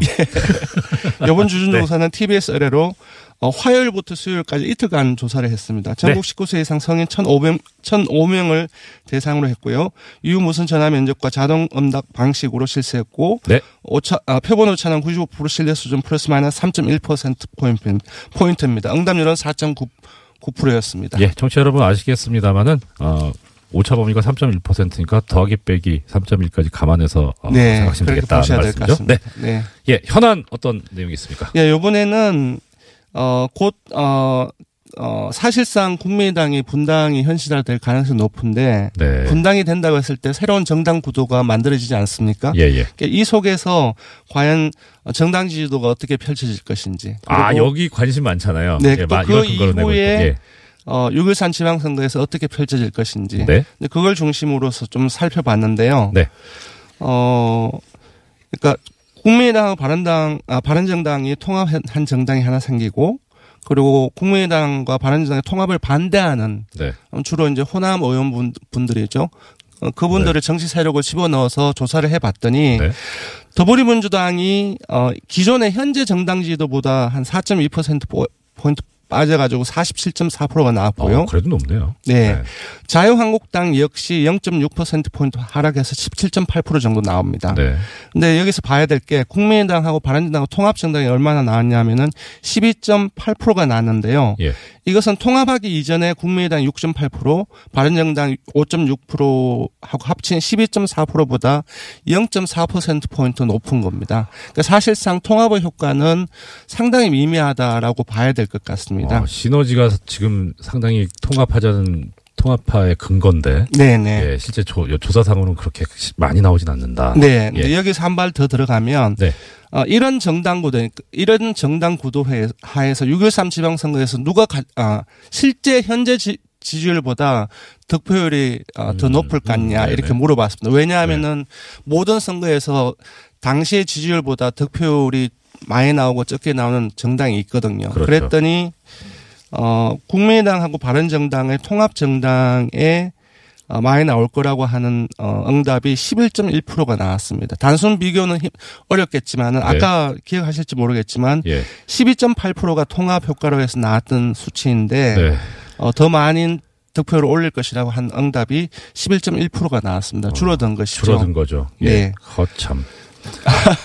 그 지금 조사 그럼 더 올라가는 당은 어느 당이? 그러니까 사실상 이걸로 해서 뭘 알 수 있냐면은 지금 현재 국민들 이 초반기에 쇼텀의 어떤 그 양당의 통합 효과하고 이후에 지방선까지 이어질 어떤 그 시너지 효과를 에 대한 전망을 이제 보는 것인데요. 네. 그것이 사실상 긍정적이지 않다라고 해석해야 될 것 같습니다. 예. 네. 그럼 이 부분에 있다가 나오실 박지원 대표께 여쭤봐야 되겠네요.